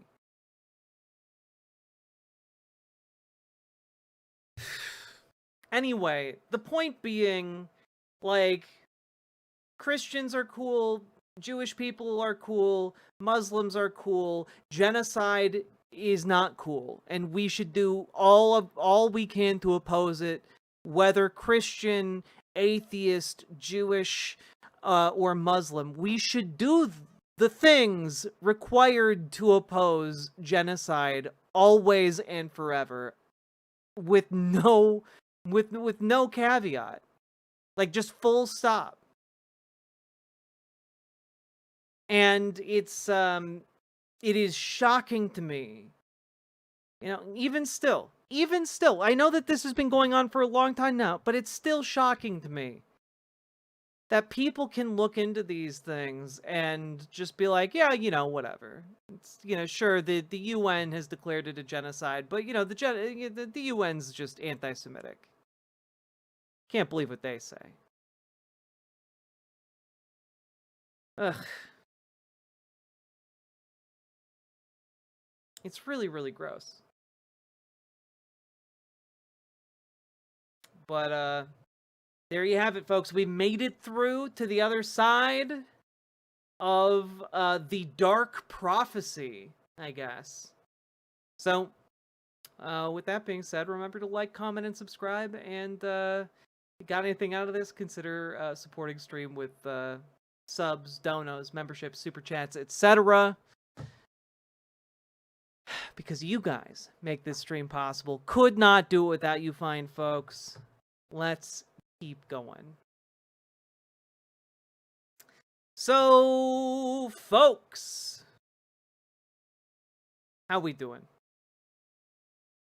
Oh, also, if you need help figuring out how to like the stream, we have a fun little ditty about it. You know, click that button.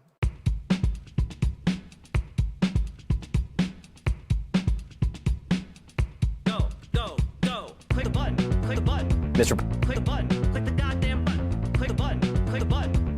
Click the button. Click the goddamn button. Click the button. Click the button. Click the button. Click the goddamn button. Click the button. Click the button. Click the button. Click the goddamn button. Click the button. Click the button. Click the button. Click the goddamn button. Click the button. Click the button. Click the button. Click the goddamn button. Click the button. Click the button. Click the button. Click the goddamn button. Click the button. Click the button. Click the button. Click the goddamn button. Click the button.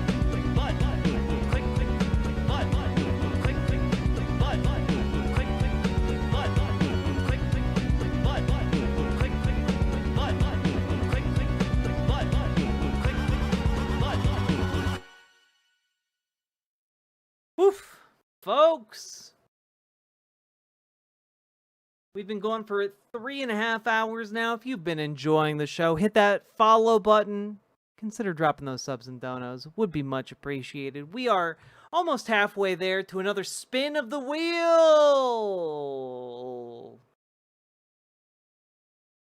Let's see. Wonder who that was. Don't speculate.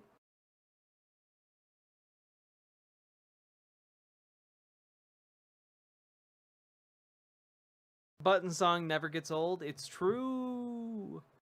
I like how you keep chat over at your lower left, so it looks like you're looking at on-screen chat whenever you read the chat. Thank you. I like that. I like that aspect too.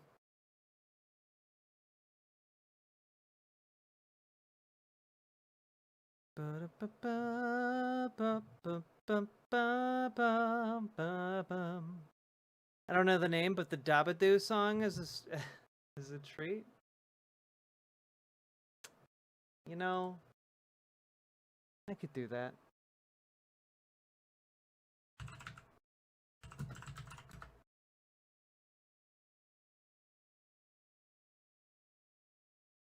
Just because I haven't heard it in a while.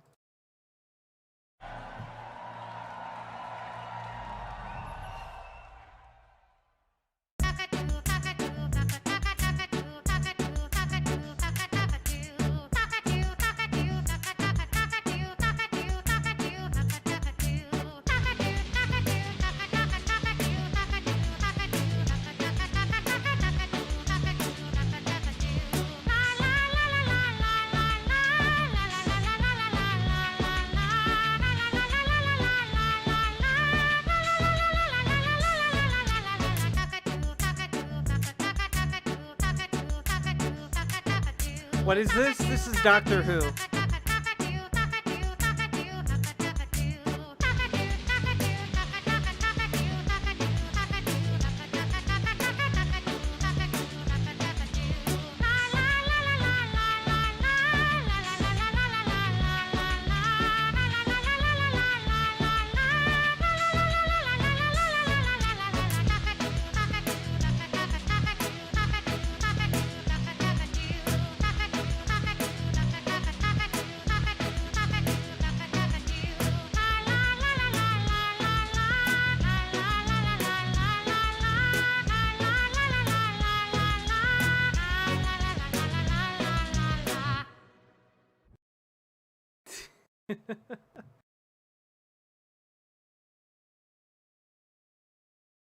Oh, there's the Dugadoo emote. Maybe we'll have to poach that. What episode?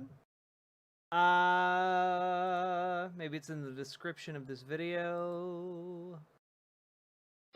You know what I love about this song, though? Or rather, what I love about this particular YouTube video of this song, right? It's over on the Doctor Who channel, but you scroll down and it has the fucking lyrics written out, and that's just so aces. That's just so fucking aces that they wrote out all the fucking lyrics to the song. Oh, God. So fucking funny.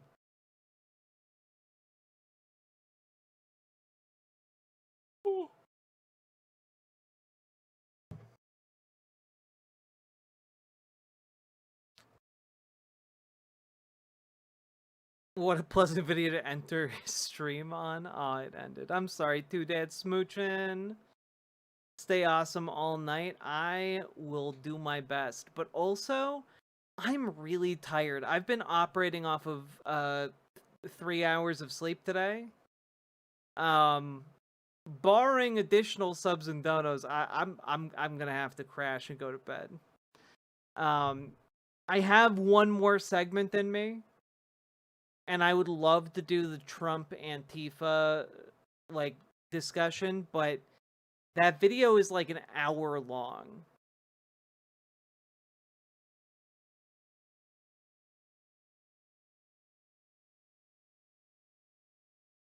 Three hours of sleep, 3 hours of stream. Honestly, that sounds, when you say it like that, it sounds fair.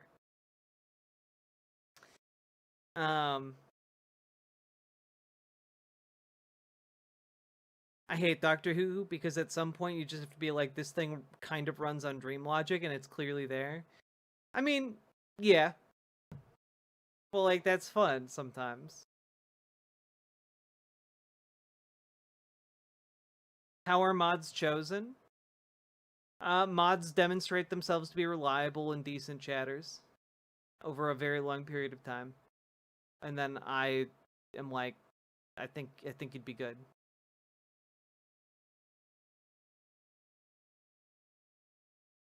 Good night, Lady Domina. I was thinking maybe I'd play the Drifter. But I'm also very tired.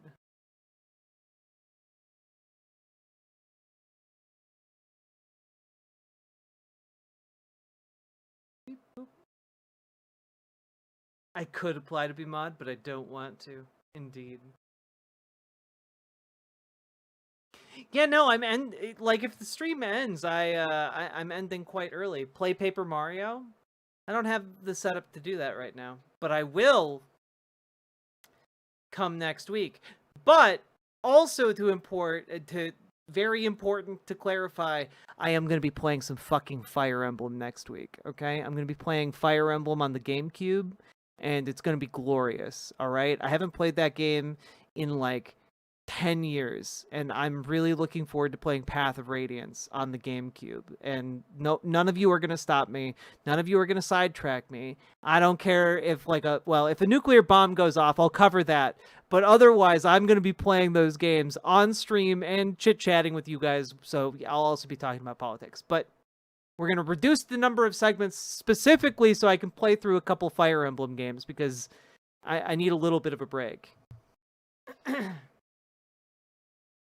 You have a GameCube? Get Luigi's Mansion? I might have it. All of my stuff is currently packed up. How's Radiant Dawn, the Wii one? I'm unsure. I forget. Ear Sunday Kitten, thank you for the $5 dono. Almost inching closer to 50% there. Hey, Rod Ramis. Been guarding the camp overnight here in Portland the last 5 nights, and shit has been weird. Took the night off, but kept an eye on some live streams to see what's going on. Going back tomorrow. Shane Noakes, thank you for your service. Appreciate keeping those folks safe. Any horror games you'd want to play for Spooky Month? I have such a long list of horror games I want to play for Spooky Month. I'm gonna probably go through a day where I play a bunch of short ones. Radiant Dawn is messy, affectionate. I am very affectionate towards messy games. I keep giving her. You do, Salmon Moose. I'm sorry. Do I have a copy of Remake? I do. I could play that as well. I'm gonna probably prioritize some shorter ones before we get into a longer one, though. Jack, will civilization endure? I mean, for a time, all things come to an end, but I don't think it's going to be in our lifetimes. To the extent civilization ends, I don't think any of us are going to be around to see that. How many subs to play Five Nights at Freddy's 1? 1,000 subs.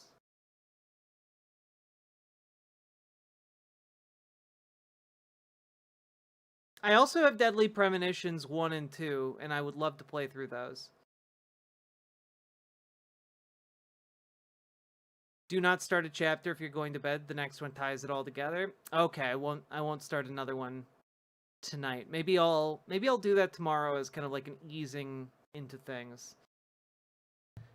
I think to preface what the game plan is going to be for tomorrow's stream, I think what I'm going to do is I'm going to play video games, but I'm going to keep this sub counter going. And if you guys hit those sub tiers, we'll do a segment. And I think that sounds good. Because that way I get to play a game and we can also do segments.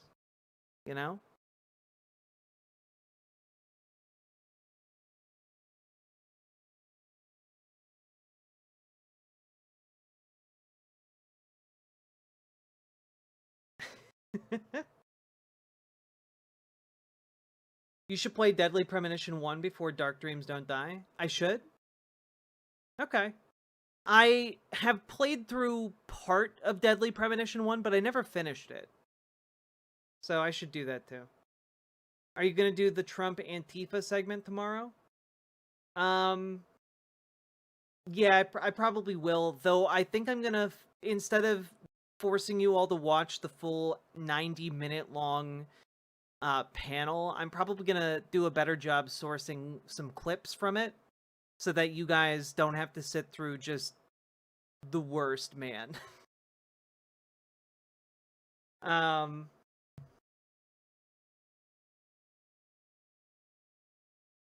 Megabonk looks fun but addictive. Megabonk does look fun.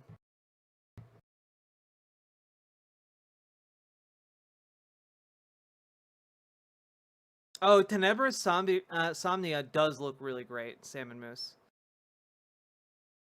That sounds great, honestly. Hell yeah. Whew. Alright, folks. I am gonna be done for a bit.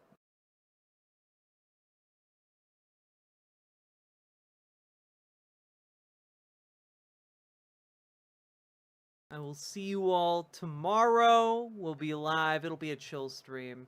Probably quite a bit earlier than today. And with that... Oh, yeah. No. Fuck. I want to be done... Okay, I'm gonna tease tomorrow's segment on Donald Trump a little bit, okay? I'm gonna tease it a little bit. Just like a little bit, a smidge, a tiny morsel. Right? You guys ready for this?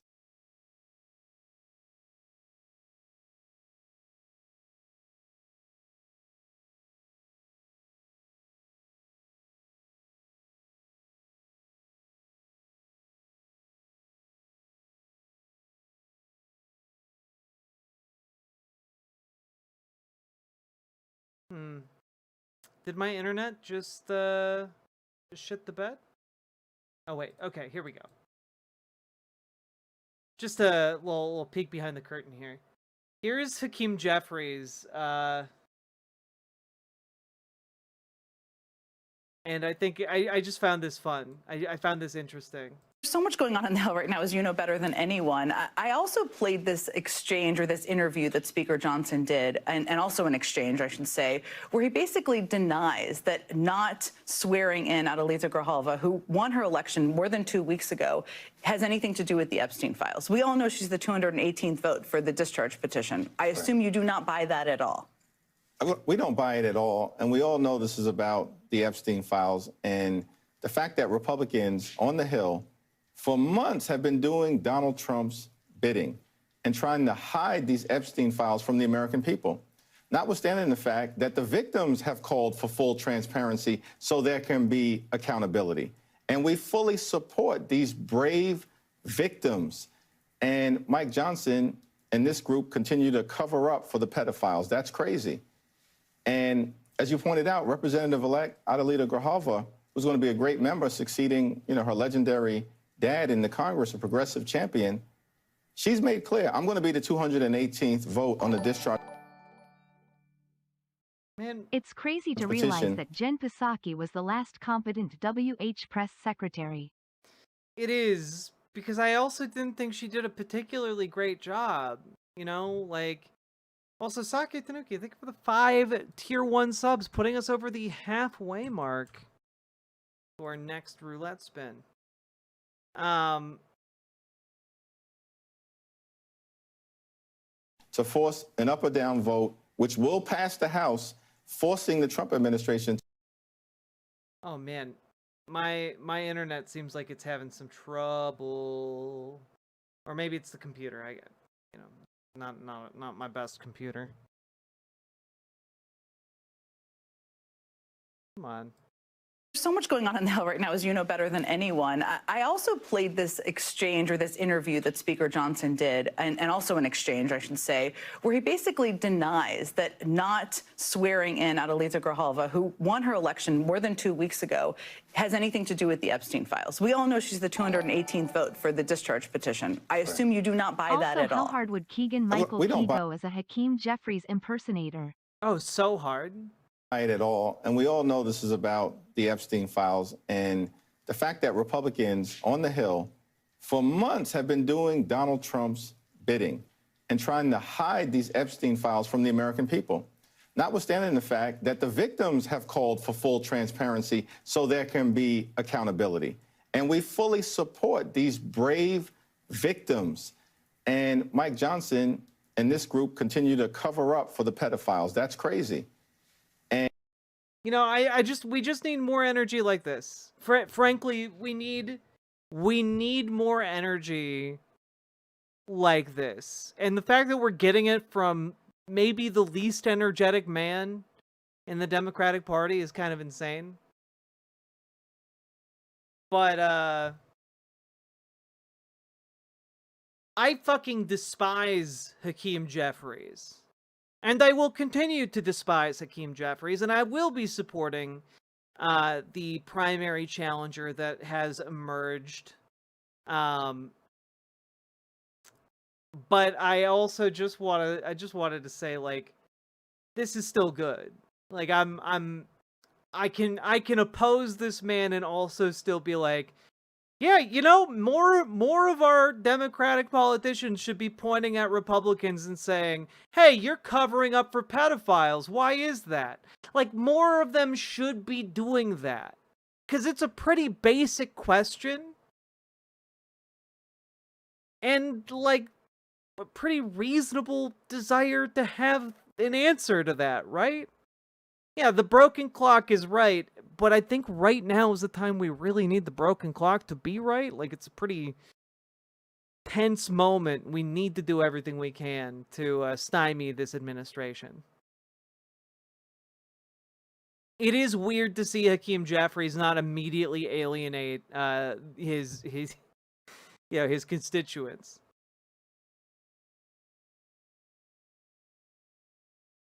God.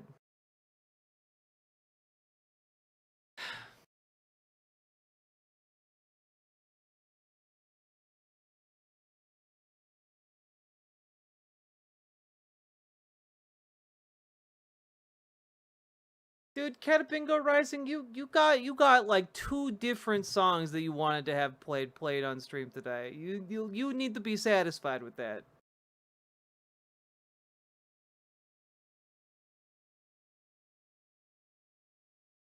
Dems would not fight unless we had expressed our anger with the party's inaction. True.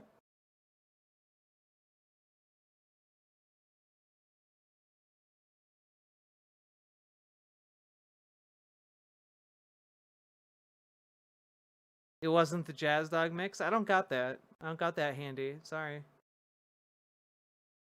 Your internet seems to tap out early morning. Yeah, I think you're right. I need to call the ISP again and see what's up, which is a huge pain in the butt, but I need to do it. And I might see if I can upgrade to faster internet as well. That it might just need to be faster for what we're doing.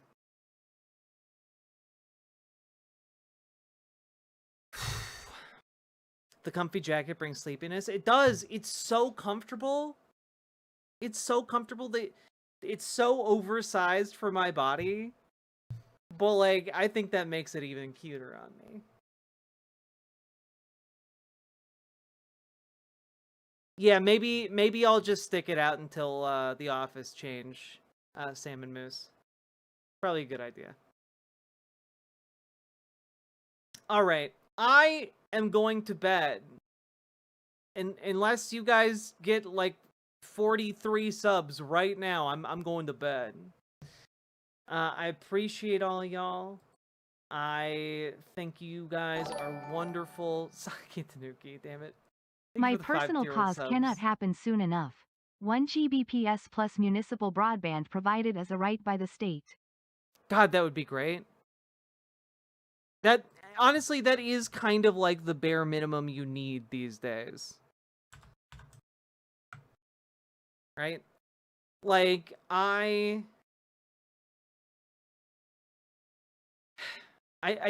need faster internet to do what I do. Or at least internet that's not going to be, like, as choppy as it's been.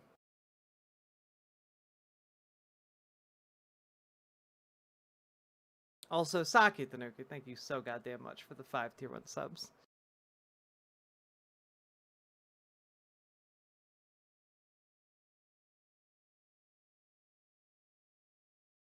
Let me see. Do you hear the people singing the song of angry men? It is the music of a people who will not be slaves again. Do you hear? Wait, what is this? Whomst are you?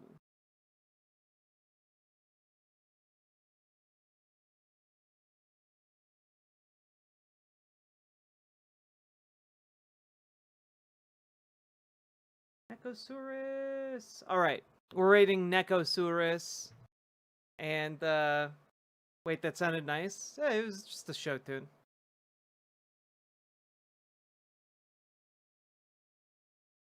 Like when you sing, I will try to do it more.